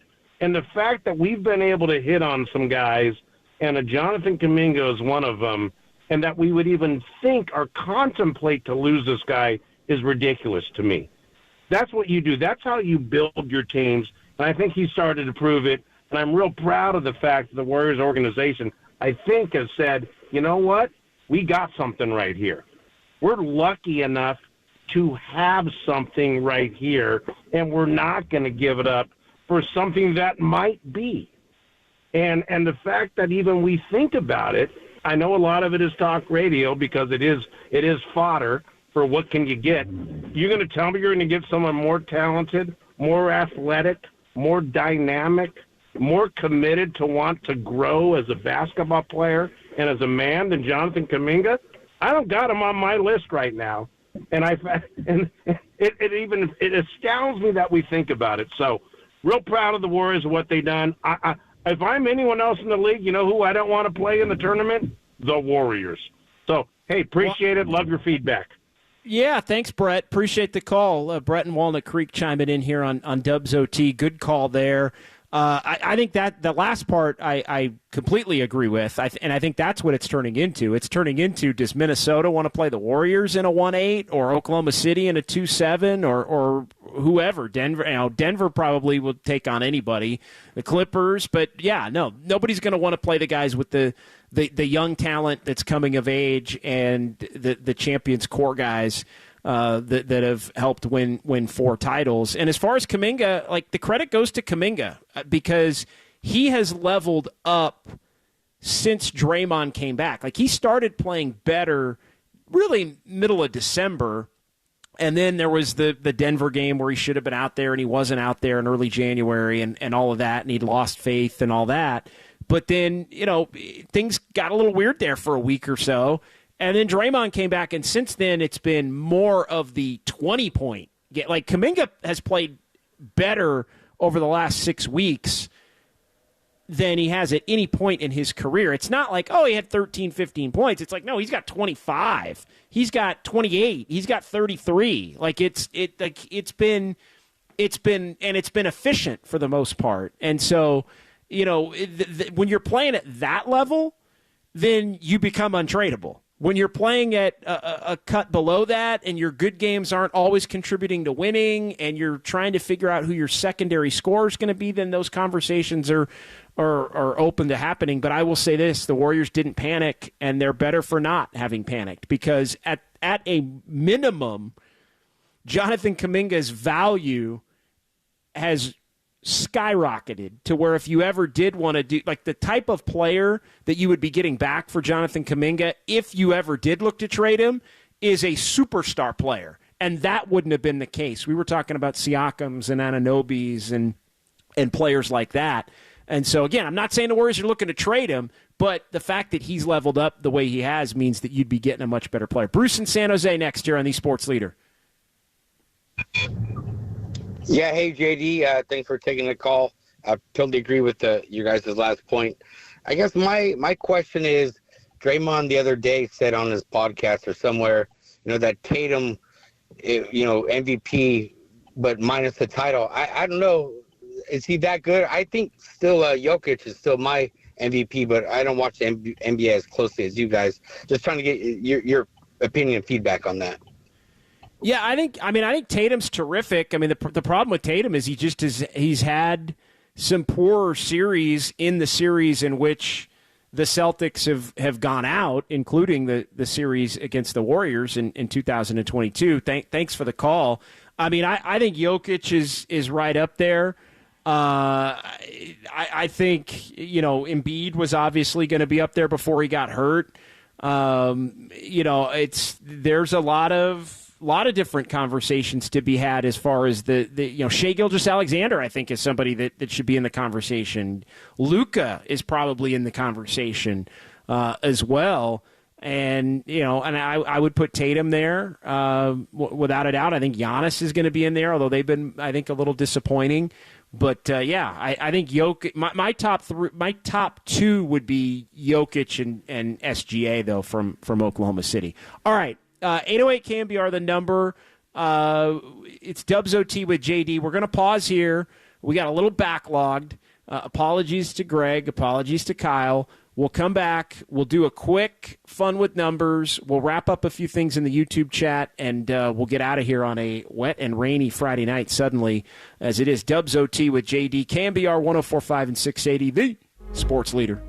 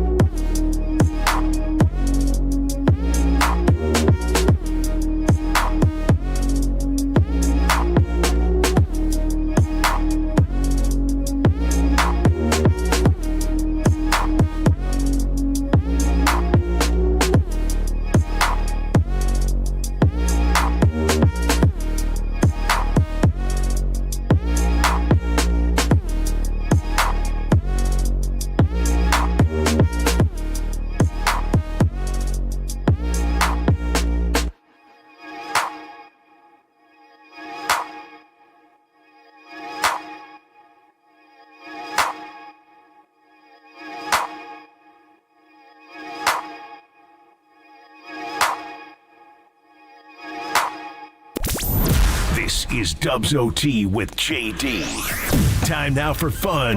I'm a fun guy. With numbers. No, I'm just having fun. On KNBR 104.5 and 680. Streaming live on KNBR.com and the KNBR app. All right, final segment. Dubs OT with JD. It'll be a short one. Greg Silver, Kyle Haar, along as well here on this Friday night. Warriors 120, Toronto 105. Warriors now 32-27, ninth in the West, but it's getting close as Golden State only a game and a half out of 8, 2 out of 7, and 3 out of 6 in the West here with the Warriors now 32-27. So that, man, these games are just coming rapid fire now. That's 62 games in the books.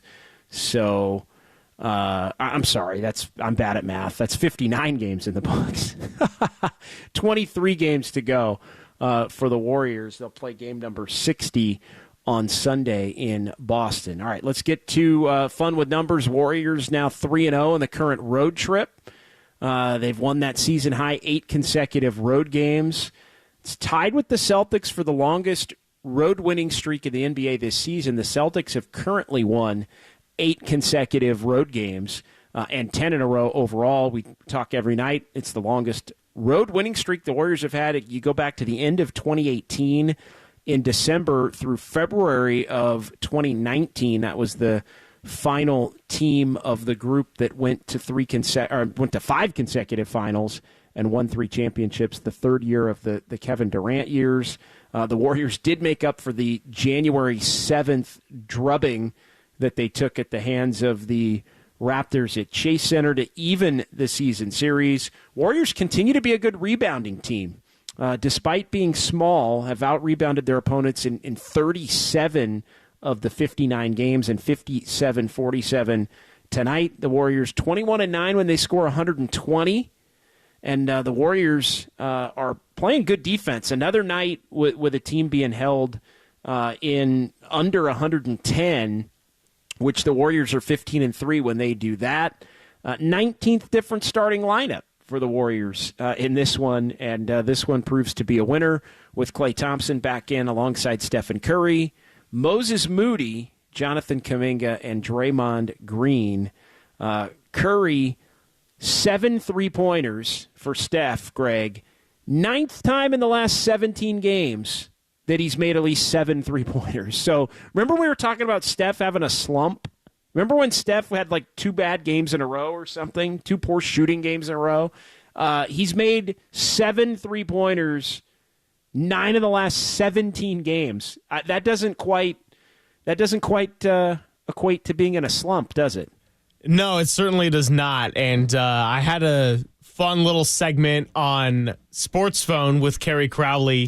He had me do a little bit of a Dubs kind of segment with him a couple of days ago. And that was one of the questions he asked about. And I was like, if Steph Curry being in a mini slump is the biggest concern for this team, that is a great spot to be in right now. No, it's an unbelievable spot to be in. So, Curry ends up with 25. Jonathan Kuminga, 24. Third straight 20-plus point game. So Kuminga's having a really nice road trip.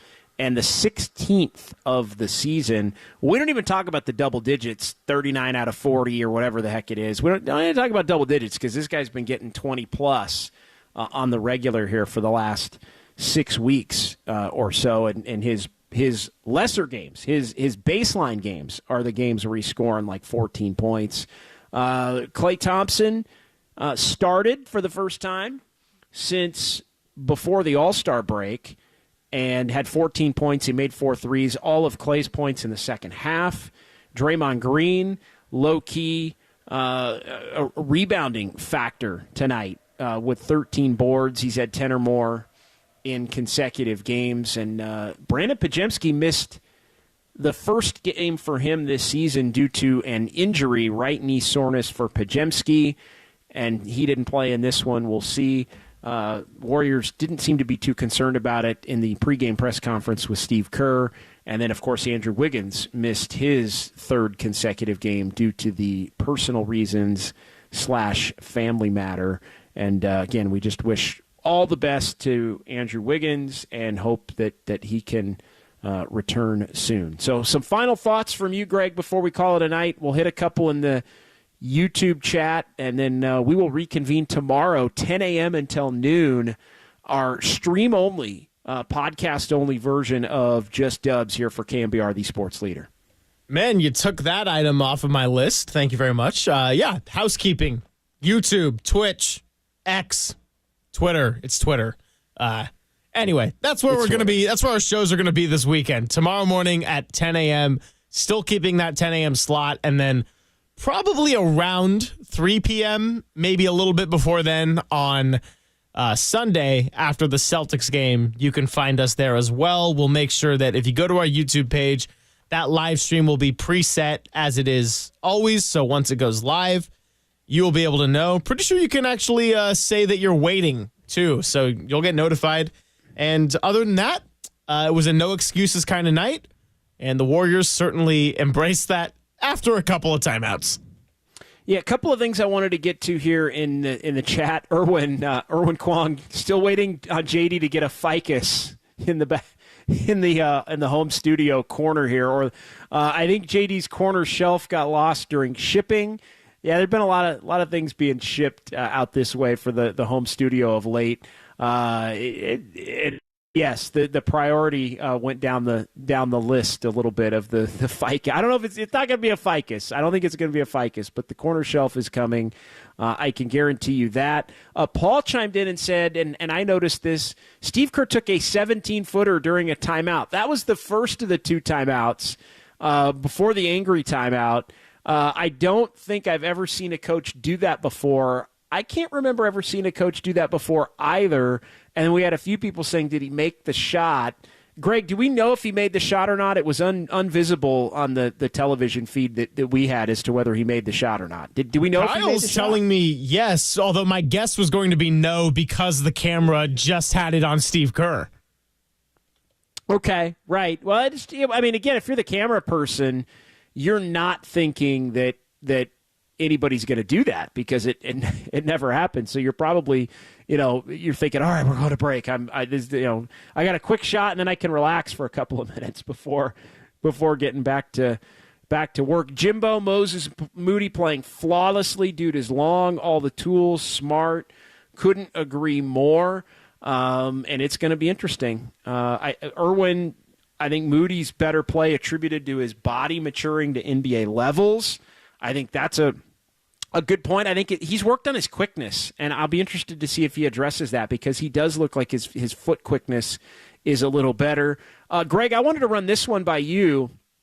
San Jose Jazz fan the third says JD needs to have a summit, preferably in San Jose, from San Jose Jazz fan the third. We can talk about doing that. We can definitely talk about doing a Dubs OT live event at some point, maybe after the season or before the playoffs. Oh, are you kidding? I'm all in. Yeah, and so and San Jose Jazz fan the third wants it to be in San Jose. I don't know that it'll be in San Jose, but we can do them. We can do them all over the place. But no, I think that's definitely something to put on the to-do list. Our never-ending to-do list, Greg, of things we want to try to accomplish on this show. It seems like we knock 2 or 3 things off, and because you and I are always so locked in, we add 4 or 5 more things. I think for every 2 things that we take off. But add that one to the list. And you can, in the meantime, you can come up to Chase and see me at Harmonic Brewing after every home game for the Dubs as well. Paul, J.K., and Steph pick and roll is deadly. Bucco Sports, no reporter was harder on Kuminga than JD, LOL. That's pretty funny. Douglas Mikes, really happy for Kuminga, but we got to see it more against good teams. Again, I look at it a little bit differently. I don't necessarily – I think that's a more than fair thing to say that you got to see it against good teams. I'm also kind of wondering, like, I'm just not putting the pressure on Kuminga to have to be, like, to me, when Kuminga scores, it just kind of happens, right? It's in the flow of everything. And, the next step for Kuminga is being a go-get-it kind of a guy. But I don't even think that this year you need to have that be the expectation as well.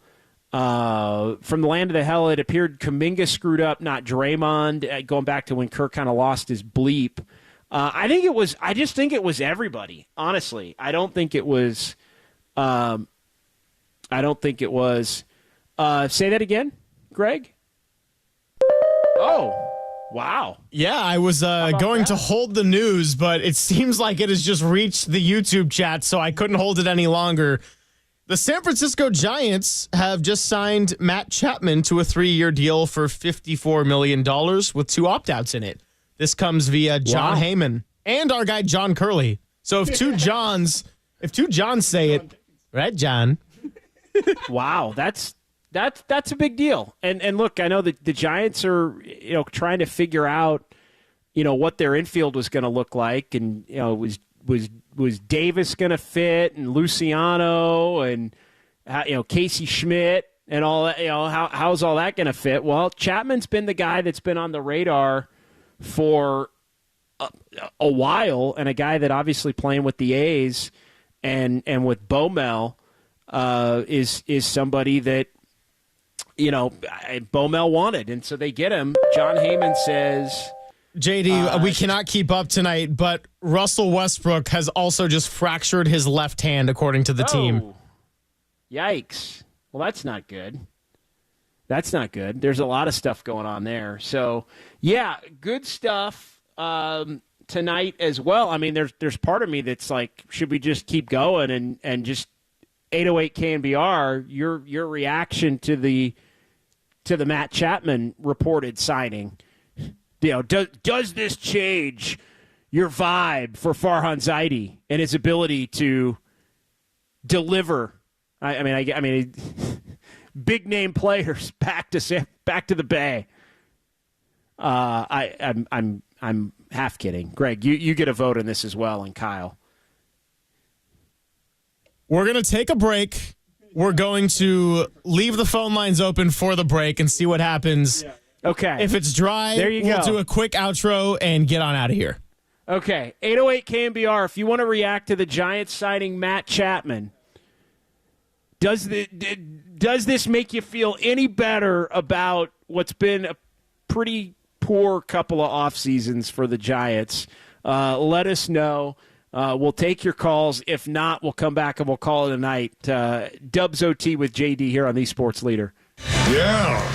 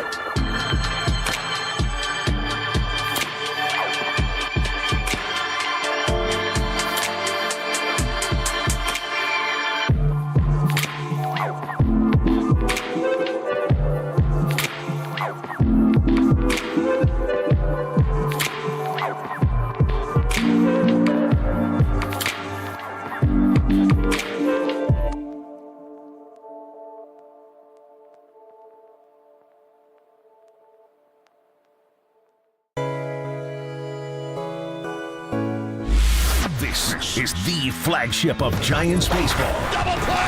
KNBR and KNBR-FS San Francisco, the sports leader. Live from downtown. Hurry, way downtown. Bang! Bang! This is Dubs OT with John Dickinson on the sports leader. Streaming live at KNBR.com and on the KNBR app. All right, Dubs OT turns to Giants hot stove, apparently, because Matt Chapman is coming back to the Bay, signing, per reports, with the San Francisco Giants. As we look at the numbers here for Matt Chapman, it looks like a pretty good deal for San Francisco. And a 3-year, $54 million contract. That, according to Jeff Passan, the news was broken by John Heyman. Chapman will get opt-outs after each of the first 2 seasons. So it's basically a 1-year, a series of 1-year deals for Chapman. If Chapman's good enough to go and try and get the large payday that he thought he was going to get, or the larger payday than he thought he was going to get this offseason, he'll have the freedom to do it. Heyman reports $20 million, $18 million, $16 million is the structure for the 3 years. So 20 this year. And if Chapman plays well, then he can opt out and be a free agent again and try and get the bag that he didn't get here this past off season over the last couple of months. 808 KNBR is the number here on the Sports Leader. 808 KNBR 415-808-5627. Just initial thoughts here. I said, hey, we're going to throw out the number. We're going to open up the phone lines. And as long as the people want to react, how you feeling about the Giants signing Matt Chapman? We will do it. Adam Copeland is also going to join me coming up here in just a moment. But Martin in San Leandro has decided he wanted to weigh in on the Matt Chapman signing. So, Martin, we keep things rolling here into the 9 o'clock hour on the Sports Leader. What's going on, Martin? Hey, John. What's up? Long-time KNBR listener, first-time caller. I'm pretty pumped up about the Giants signing Chapman. I thought they made some pretty solid moves already. Definitely more excited about the Giants roster. It's definitely more interesting than last year and everything that happened in the past few seasons. I'm liking his connection with Rod Melvin, and he's got a great glove. He's got power. I like him more than J.D. Davis. I like J.D. Davis, but I like Chapman more. Pretty excited about that. Also pumped up about the Warriors, and sure, it's a good day. Yeah, no, it's a good day, good win for the Warriors, and the Giants making moves, and who knows, maybe the Giants aren't done as well. I know they're in the pitching market. We'll see what happens maybe with Blake Snell, and if they could get Snell on a similar type deal where he'll take a shorter term, get the opt out if he performs at a high enough level. Again, I think the Giants would be comfortable with any of these guys, signing them to deals that basically would pay them a decent chunk for a year, but then if they have the ability to opt out. And then you just kind of go do the whole thing again in the next year. I think those have been the kinds of deals that the Giants, unfortunately, for some of the when Cody Bellinger re-upped with the Cubs for 3 years and $80 million, I pretty much thought to myself, well, damn, the Giants would have killed to get that kind of a deal for Cody Bellinger. But the reality has been that players were unwilling to sign those kinds of deals with the Giants. Like if they ever got to the point where they had to kind of go back, tail between their legs, take less money than they thought that they were going to earn, significantly less, they would do it for another team. And I think the Giants are kind of kicking themselves thinking, well, what the heck can we do? Like, we would love to pay somebody a premium for a year, have them opt out, go have somebody else pay them, and then try to get into that market. But they really have done it a couple times in the pitching side, but have not on the hitter side really been able to get in on any of those kinds of deals. So yeah, Matt Chapman plugs in. Thanks for the call, Martin, as the starting third baseman. And I think when you look at Chapman and you look at Jorge Soler, I mean, this team's adding some pop, adding some thump over the course of these last couple of weeks, and I think that's always a good thing.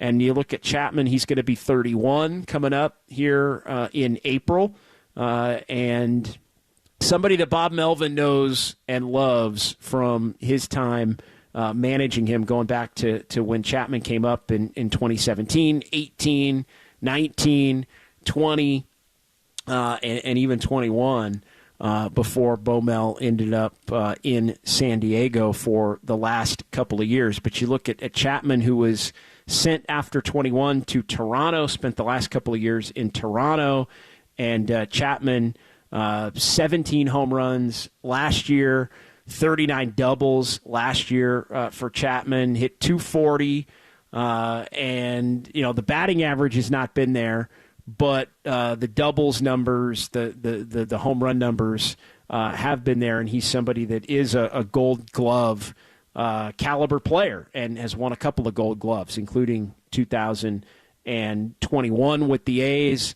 and 2023 as well with Toronto. So nice addition for the Giants, especially this late in the game when you look at it now being March the 1st and you look at the season going to be opening here in short order. I mean, we are now less than 4 weeks away from opening day when the Giants will take on the Padres down in San Diego. So do we have our special guest?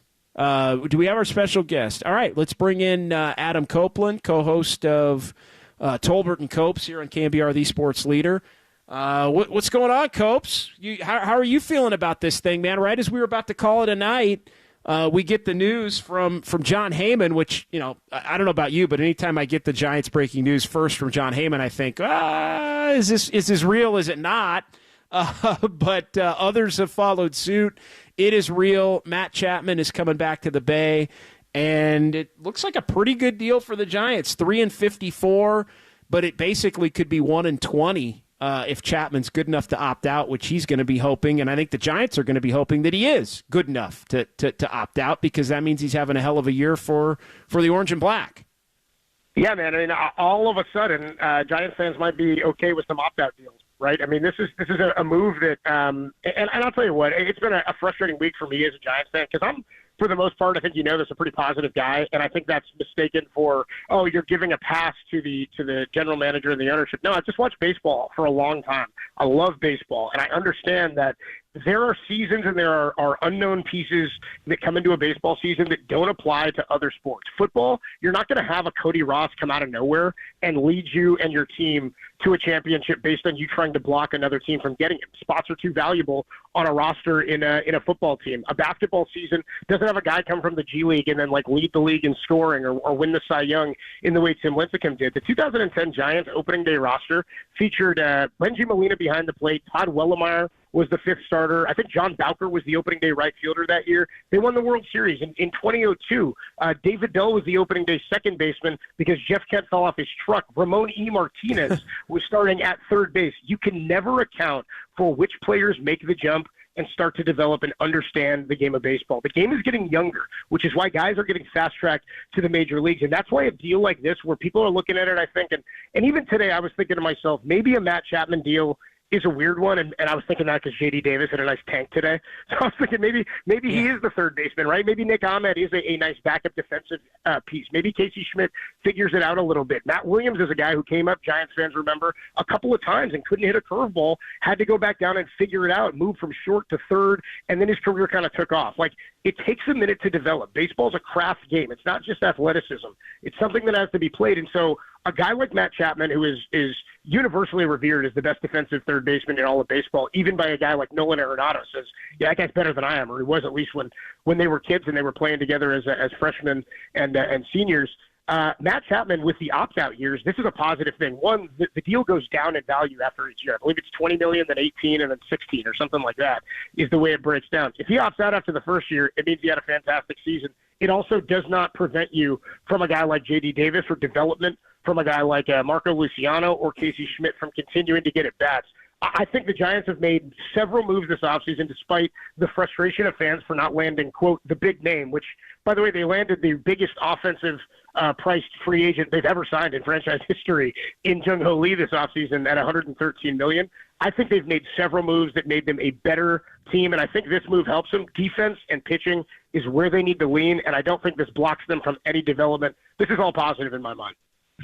Yeah, I think it if anything, it helps Marco Luciano just based on the fact, and I think the Soler addition helps Luciano because there's going to be less pressure on him if he truly is going to be somebody that's going to get the bulk of the at bats and is basically going to be able to play, play until he can't, as a starter. Like they're just going to let him grow, and if he comes up great, they're going to give him his room to grow. And so I think just looking at the lineup depth, I think it only helps Luciano, and I think having a Gold Glove caliber third baseman also helps Luciano, whose glove has been questioned at the shortstop position as well. Chapman can really go get it, and he's really good at going and getting it to his left, which I think is something that can benefit Luciano. And I'm just kind of looking at the projected lineup. It just looks so much better than it did 2 weeks ago. I mean, it's all names you know, JD. It's all names you know. I was, somebody called today and said, I don't know any of the guys on this team. I said, then you're not watching. I said, they've got a first baseman in Wilmer Flores, second baseman Tyro Estrada, shortstop is penciled in as Luciano, third base is Matt Chapman now. Your catcher is Patrick Bailey, incredible defense there. Left field, Conforto. Center field, you go Jung-Ho Lee. Right field, you go Yaz, or whichever platoons or mixes and matches you go for right-handed bats in the outfield. You've got a veteran backup in Tom Murphy, who is revered as an offensive, nice backup defensive catcher as well. He's a guy who's going to help Patrick Bailey and won't feel like you've lost. Giants feel like they haven't had a catcher since Buster Posey. When he's been out of there, it's been just a bevy of, they Frankenstein that thing together behind home plate. It's like chicken wire and bubble gum. They've got big leaguers now. And the thing you can't account for, and I know a lot of Giants fans and younger Giants fans, there's a generation, we work with some of them. I mean, there's young guys on our staff who, young Tony, one of our guys, the board out for the morning show, I think he was like 10 years old or something when the Giants won their first World Series. They're 11 years old. And so I'm like, he doesn't remember a hunger for needing or wanting a championship. The same goes for a lot of Warrior fans and why 49er fans are so hungry. And so that hunger is here, that desperation, and the feel that this is an organization that only wins titles. They didn't go out and land some big free agent splash to win those championships. Sure, Barry Zito won that Game 5 in St. Louis, but it was about development. This has never been a team that has landed high-priced free agents, with the exception of Barry Bonds, who came because of other reasons. He wanted to play where his dad played. He wanted to play where Willie Mays played. But besides that, the Giants have swung and missed on a lot. And Brian Sabian was not revered by the fans as a great general manager for the whole first part of his career. In fact, trading Matt Williams was something that fans were upset about, and you end up netting yourself a Jeff Kent. So a lot of this is going to be about development. A lot of the players that Farhan drafted and acquired as young pieces are now starting to reach the big league level. I think 2021 set them back a bit because it was a little bit of fool's gold. It was a comet across the sky. The pitching is still the big question mark for this team, and again, it's a big gamble. But if you stick with this staff right now, and you've got a staff that's made up of Logan Webb, Kyle Harrison, if and when Robbie Ray gets healthy, that's a former Cy Young Award winner from just a couple of years ago. Alex Cobb, there's no reason to be down on Alex Cobb. And then you're talking potentially Jordan Hicks. I know the Tristan Beck situation is funky. I know they've got a couple other guys, the former dudes with the A's. There's a few other guys they're working out as the fifth starter. But if they were to add a guy like Blake Snell to a similar deal with opt-outs after the first couple of seasons, you show me a better – a rotation the Giants have had since the World Series rotation that was as competitive as that. With a couple of Cy Young Award winners, Logan Webb's a candidate to win it this year after a second-place finish. I'm not saying this is a World Series caliber team. I'm saying last year's team, with a lot of rookies, had 79 wins. That was 5 fewer than the team in the Arizona Diamondbacks that won the pennant. 2 years ago, they had 81 wins. 86 wins from the Philadelphia Phillies, won the National League pennant. People who think the Giants are the bottom dwellers in the National League West, they finished like 2 games back of the Padres last year and 20 above the Rockies. They're not as bad as people think. If you think Gabe Kapler was a bad manager, I would wager he cost at least 5 games with decisions last year. There's your postseason right there. I'm not saying they were good enough to win it, but get yourself in the dance and give yourself a shot. They got a big league roster now, JD. I'm excited about it. I'm fired up. Yeah, they got to add a pitcher. I mean, you can't go into the year regardless of what you think. Alex Cobb's coming back, and I like the Robbie Ray move as well. But I think you do need to add one more pitcher at the top with Logan Webb. And if it's Blake Snell, I think that's perfect. And again, it would be that short term kind of a heavy duty payday for the first year. And if he's good enough to get back out on the market and try and make the money that he thought he was going to make over the last couple of months, then so be it. You'd feel better about your rotate. Like, I feel better about the Giants rotation, believe it or not, in July or August than I do about it, March 1st. So I think, to me, you don't have enough. The question becomes, do you have enough to get to the point where Cobb and Robbie Ray are back? And because you might like Webb and Cobb and Ray, like that's a pretty good top three. But if you make that, basically you're 3 and you're 4 because you're plugging Blake Snell in there with Logan Webb, and then all of a sudden you get Cobb and Ray come back, and then maybe it's Kyle Harrison as the 5. And you're not – right now it feels like you're piecing it together between Hicks and Wynn and, whoever else. Beck obviously is going to be out of the equation for a while. But to me, you got to have one. And you might as well go get the guy that's at the top of the freaking market to be the one if you can get him. And, to me, that's as much as a part of the equation as the Chapman signing. And I like I thought Chapman was a no-brainer since October of last year. Like, go get him, especially when you were going to bring in Bob Melvin.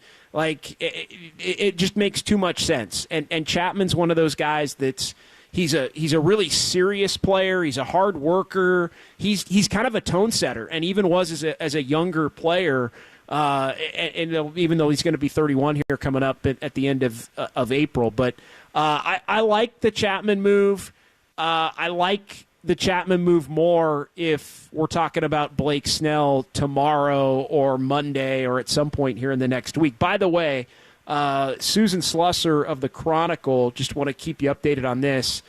She confirmed Chapman to the Giants. Obviously, Heyman and Jeff Passan and others had it first. Now we know it's legit. Now that Susan has it, we know it's legit. Yeah, exactly. Susan also says, and this was the part I wanted to get your thoughts on, and this does not mean they are out on Snell. They are still very much in. Yeah, they could be. We talked to Andy Baggerly today. That podcast is up on the website. But he had told us, I said, have you heard anything about their contact with Scott Boras as it relates to Blake Snell? And he said, I have not. Like, this is not me going on hard word of anybody, but he said, I would be shocked and very taken aback if they were not still in those discussions. They very much need to be.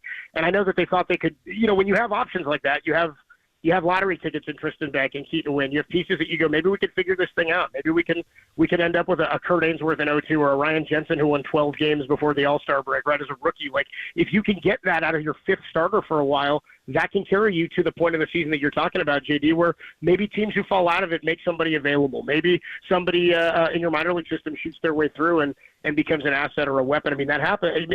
Adam Wainwright in the Cardinals in 2006, they won like 83 games, won the World Series, and Adam Wainwright was closing that for them. And you look at that pitching staff, it's a bunch of guys who got hot that year. Andy Sonnenstein and like all these other random guys. The Rays seem to do that every year. Find value. The Giants have been pretty darn good at that, and I don't think we should write that off. I mean, people want to chastise Farhan for not bringing back Kevin Gossman. Kevin Gossman had an ERA of 5 at like the middle of the bullpen for the Cincinnati Reds the year before that, and he made him a frontline Cy Young. I'm not saying he did that, but they honed in on something that they knew that they could make a positive asset and skill set. This team has been able to evaluate and find talent, this front office, and I think that the ability to land big-time free agents, you can't hate on them for not being able to do that, and then love guys like Patrick Bailey and Kyle Harrison, and I know Luis Matos came in, he may have been the previous regime, but maybe it was more recent. Luis Matos looks fantastic. I just think there's a lot of pieces here that make the Giants a more young, athletic, exciting team, and we'll see what happens, man. I also think it's hilarious that this Brandon Crawford thing happens today, and I think about myself, like, you think Farhan's sitting there like, dude, can we announce this earlier, please? We got to do a news dump on a Friday night now. I could use a little positivity here, you know what I mean, after all the heat he's been getting. But hopefully this is enough to make Giants fans feel a little bit more excited, because this is a cool thing. And if they land a pitcher, if they're to land Blake Snell, even if it's a one-year deal here, gives you some options. This makes the Giants an intriguing wild card option for sure. And Matt Chapman only makes them better.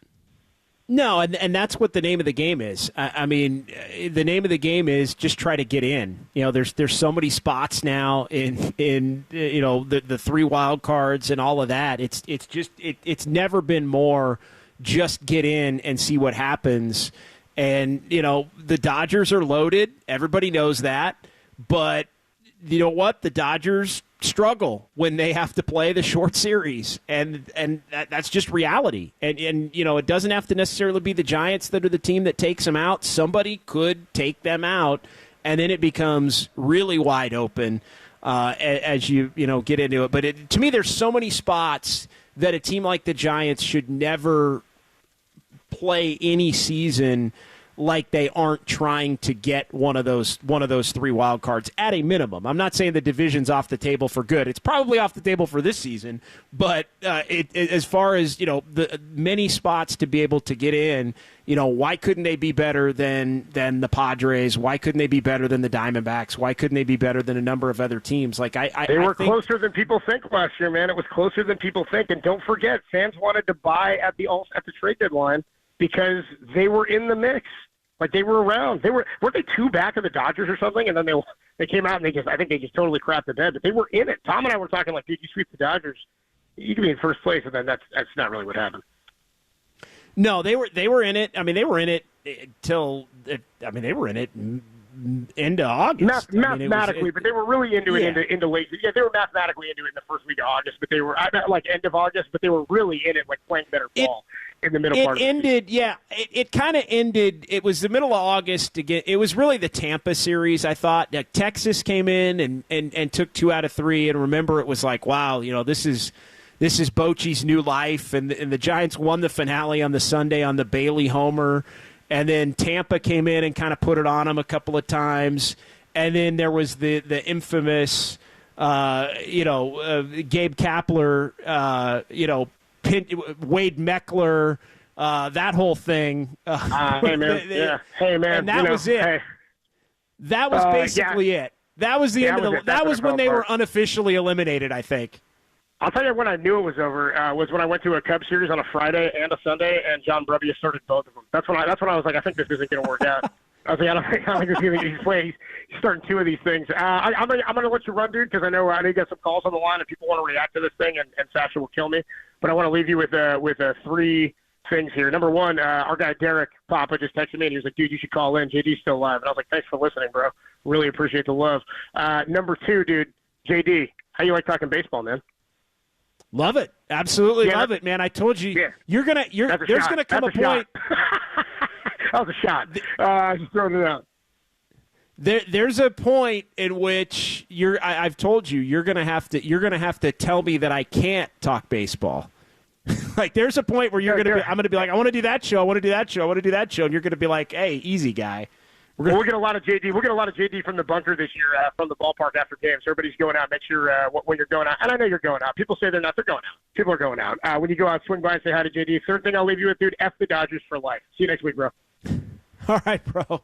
Adam Copeland chiming in here on KNBR, the sports leader, with the breaking news of the evening, which is the Giants signing Matt Chapman to a 3-year, $54 million contract with opt-outs after each of the first 2 years. Chapman set to make $20 million in the first year, then the numbers go down as well. And Susan Slusser of the Chronicle reporting that the Giants are not out on Blake Snell. So you get Snell in there, I think things are looking a lot brighter for the Giants moving forward here. 808 KNBR is the number. Greg, what do we want to do here? Do we want to take a quick break, and then we'll see if we get some calls or get some calls lined up here, and then we can come back and then call it a night as well. It's up to you guys in the studio. 3 minutes. 3-minute break. All right, we'll take a quick break. 808 KNBR, if you want to react to the Giants signing Matt Chapman, we can do that. As, it's KNBR 104.5 and 680, the sports leader.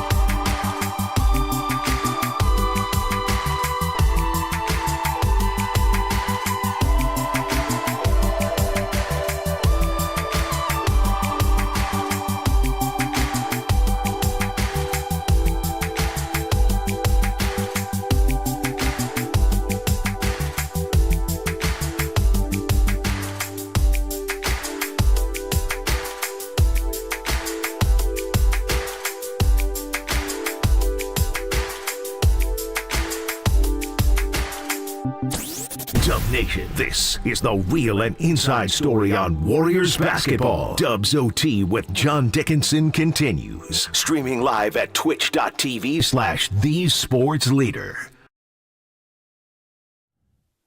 All right, we'll keep things rolling here. It's John Dickinson, KNBR, the sports leader. Giants signed Matt Chapman. The breaking news here at the top of the 9 o'clock hour. 808 KNBR is the number. If you want to give us a call or shoot us a text, instant reaction, 415-808-5627. Matt Chapman coming to play third base for Bob Melvin and the San Francisco Giants. Looking at this deal, a $20 million salary for Chapman per John Heyman in the first year, $18 million the second, $16 million the third. So it's $3 and $54 all told, but Chapman has an opt-out at the end of the first year. So if Chapman plays well enough to hit the market, then Chapman can hit the market. If Chapman is a major disappointment, then you're going to be on the hook for 18 the following year and potentially 16 the following year after that.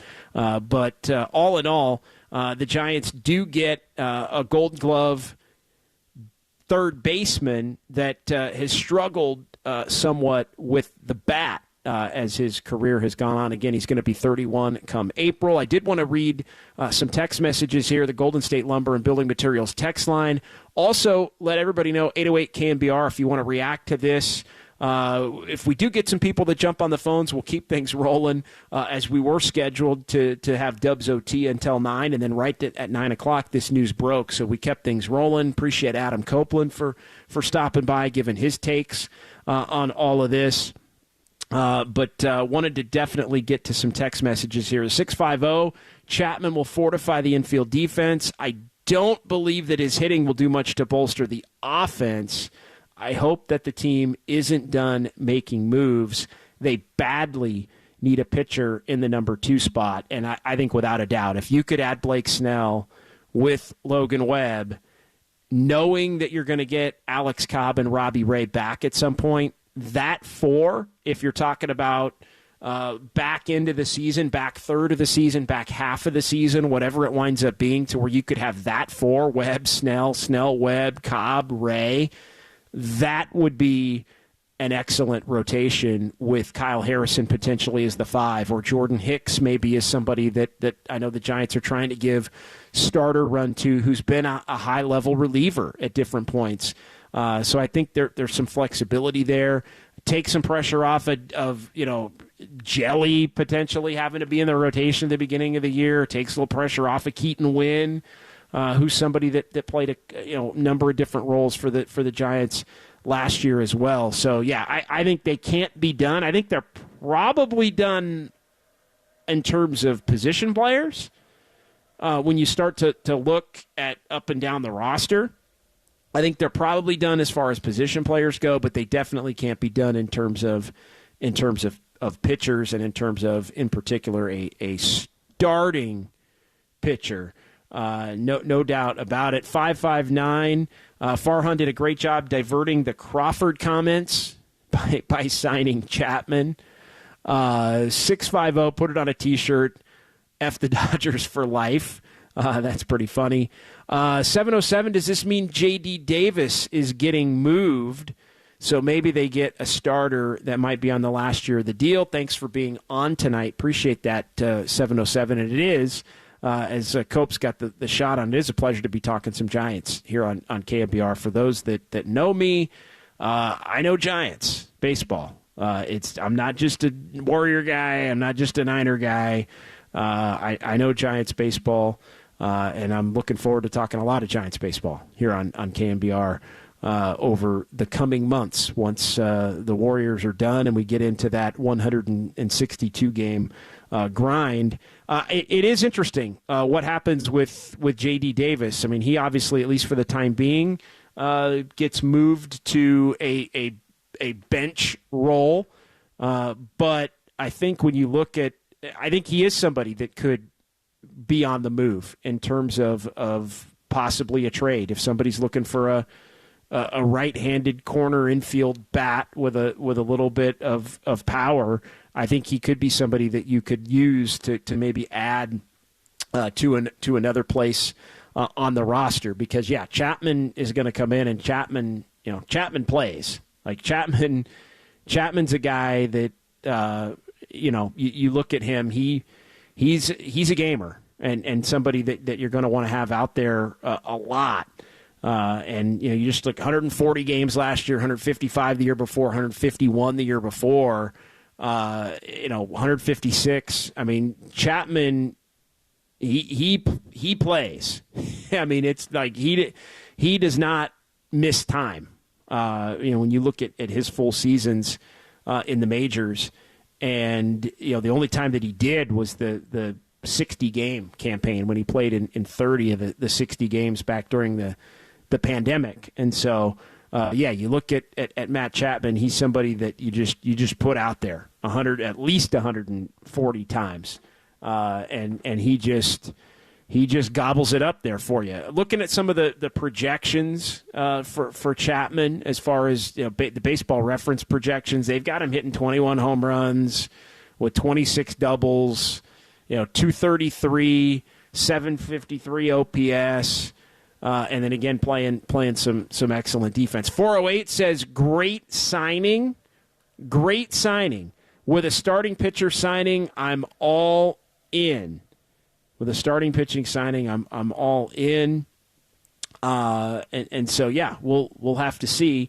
I don't get the impression that the Giants are done. I just think they're trying to see how low maybe some of these current free agents that thought they were going to get paid a lot of money as we're now inside a month until the season starts, how low some of these guys can go. And will they be willing to take a little bit of a lesser deal from San Francisco when, in the past, the Giants have sort of been unable to get the deals that are kind of team friendly when teams or when players run out of options.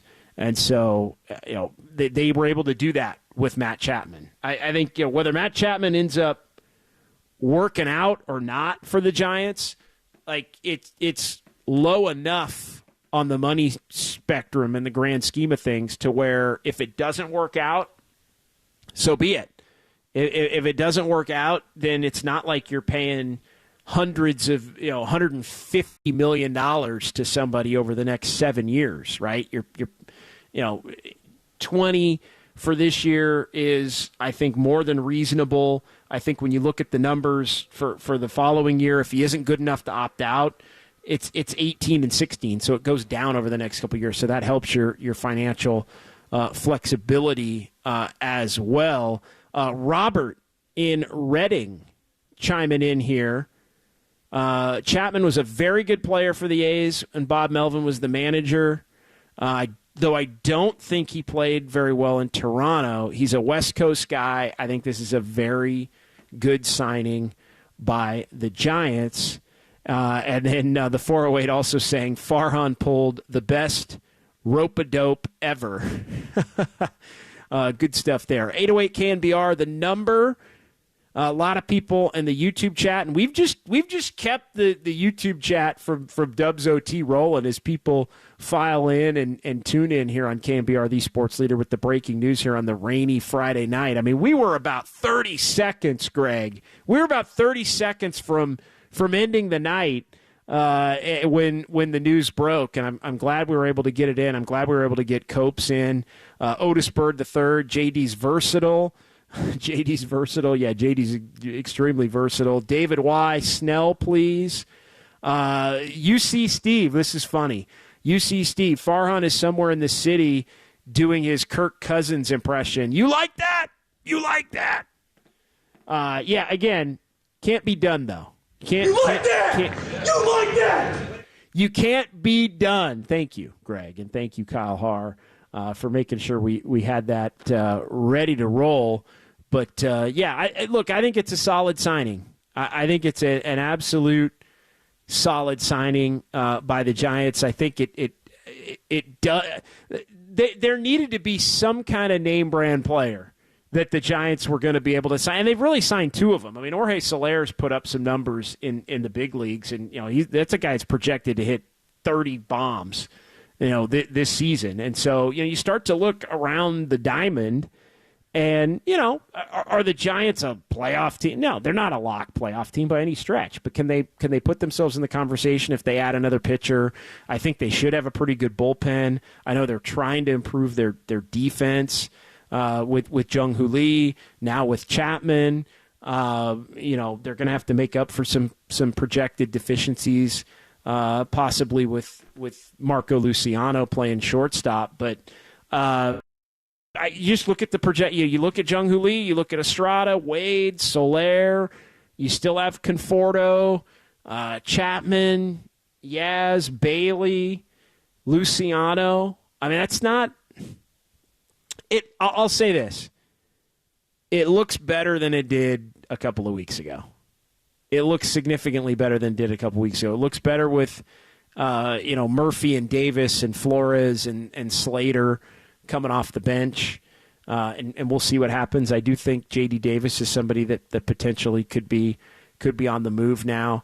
But you add one more front-end starting pitcher to that with Logan Webb. You bump Kyle Harrison down. You see what you got in Jordan Hicks. You take the pressure off of Keaton Wynn. You don't need Sean Jelly to be really in the rotation at all. I mean, he can be added depth. He can be one of those guys that's added depth that, maybe a need here and there, 4, 5, 6 starts.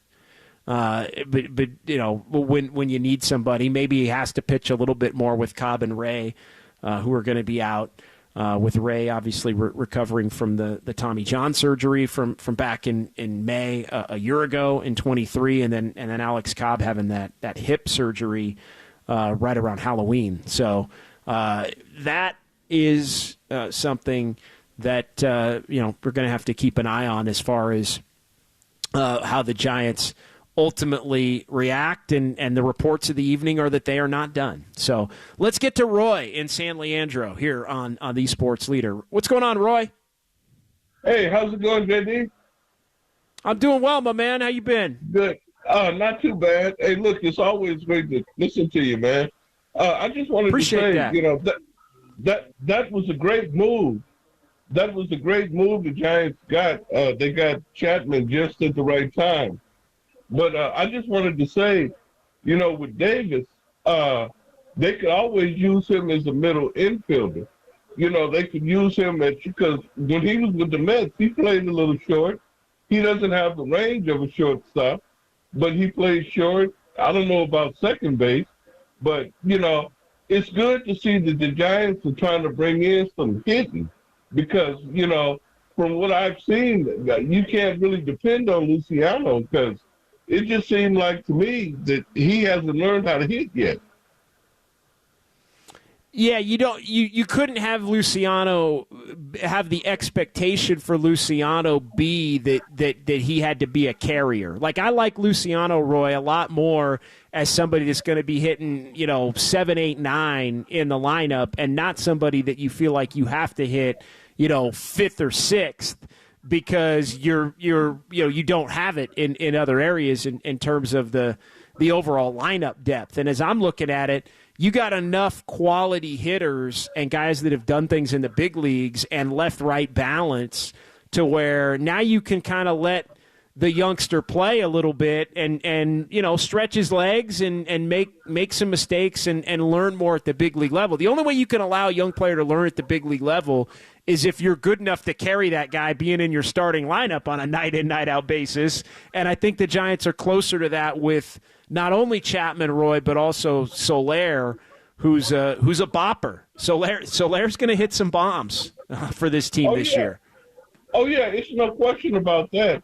But before I let you go, JD, I just want to say, do you think the Giants are going to go out and try to get another starter before the season, or else they're going to wait for it to play out during the middle of the season, during the trade deadline?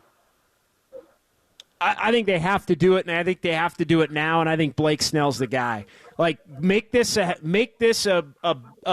real positive, upbeat weekend, and get Chapman and get Blake Snell, and put Blake Snell at the top of the rotation with Logan Webb, and then you've got Cobb and you've got Ray coming back at some point, and then you've got Harrison in that mix as well, and all of a sudden that's a real rotation, Roy. That you tell me that's the Giants' rotation in July. That is a real big league rotation that could do some things. Get it done. It's true. Yeah, it's true, JD. Hey, look, thanks a lot for taking my call. I really appreciate it. Yep, you got it, Roy. Thank you. 808 KNBR, the number. We'll keep things going here for another 5 or 6 minutes, if that's good with Greg Silver and Kyle Haar back in our San Francisco studios.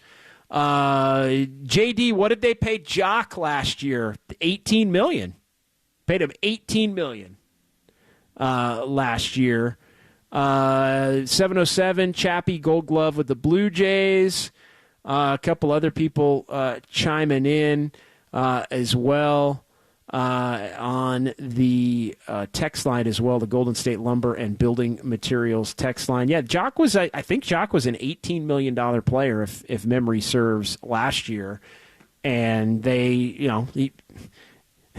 that Jock loved that qualifying offer deal. He loved it. He just come out and, play 2 out of every 3 days, and it was the perfect deal when he was the DH. It was the perfect deal before they had to tell him to get out to the outfield and start trying to catch some fly balls. Like, I get why Jock Peterson loved his time in San Francisco. They didn't really ask him to do anything other than play every 2 or 3 days and go loaf around the outfield once in a while. And he's making a lot of money.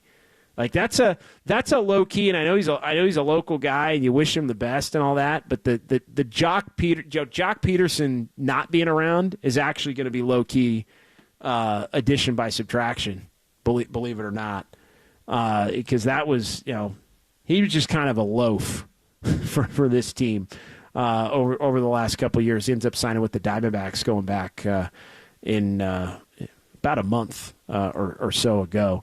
808 KNBR is the number, as it is John Dickinson here on the Sports Leader. It was Dubs OT. We got tipped off with Dubs OT right around 7 o'clock, and then as we were getting ready to sign off, the Giants agreed to terms with Matt Chapman, the former A's and Blue Jays third baseman, as Chapman comes over and he's going to play third base for the Giants. Multiple reports here, including Susan Slusser of the Chronicle, saying that this does not mean the Giants are out on Blake Snell. So we will see moving forward, as a lot of these guys that haven't signed are looking to get signed. And then we shall see as far as the structure of the contract originally reported by John Heyman. 3 years, $54 million, 2018 and 16, but opt-outs for Chapman in each of the first 2 years. So if Chapman has a monster bounce back, Gold Glove defense, but offensively, he's the closer to the player that he was, let's say 2021 or 2019 when he was an all-star and hit 36 home runs. If he has a bounce-back type of a season like that season that he had with Oakland, then he's somebody that very easily will opt out and try to get a big-time payday, even as somebody that next offseason is going to be 31. And if he doesn't, then I don't think that the price, which goes down from 20 to 18 to 16 in 2025 and 26, I don't think that price is, the fact you could carry Chapman even if Chapman's an average player for $18 and $16 million. So I think it's worth the flyer, to be perfectly honest. And, if Chapman does bounce back and play well, then maybe you sign him or maybe you let somebody else sign him. And then you go ahead and through your own player development or trades or whatever, you worry about next year. But all in all, I think a pretty positive signing for the San Francisco Giants. 650, adding Snell will automatically make the pitching staff formidable. The move will immediately bring the team back to respectability. From the 209, if you told me at the beginning of the offseason the Giants would bring in Jung-Hoo Lee, Matt Chapman, Jorge Soler, Blake Snell, I would say the Giants had an A-plus offseason. Interesting. I think there are others out there that would say that. Mike in San Carlos is going to be our final caller of the night here. Great to talk some Giants here for the last hour with you on the Sports Leader. Mike, what's on your mind tonight? What do you think of the Chapman signing? I think it's a positive step, and you can't complain about it. It's a good contract. It's a lot better than what we thought it would be. If we can just add one pitcher, I think there's a lot of hope for the future. Yeah, thanks, Mike. I think that's what it is. I think when you look at the way that this team is laid out and the way that the pitching, they do not have a good enough starting pitching staff right now. Their starting pitching staff right now is Logan Webb, Kyle Harrison as the 2, Jordan Hicks, who's trying to figure out, is he going to be a starter or not? Can he be? And then Keaton Wynn, who obviously the Giants have been pretty high on, and then Sean Jelly as you wait for Alex Cobb and Robbie Ray. That's not good enough. That's not good enough. And this team, if they're going to maximize and win in the mid 80s, they're going to have to be a pitching and defense team that also hits the long ball. And to me, they have the potential to have the guys who can hit the long ball.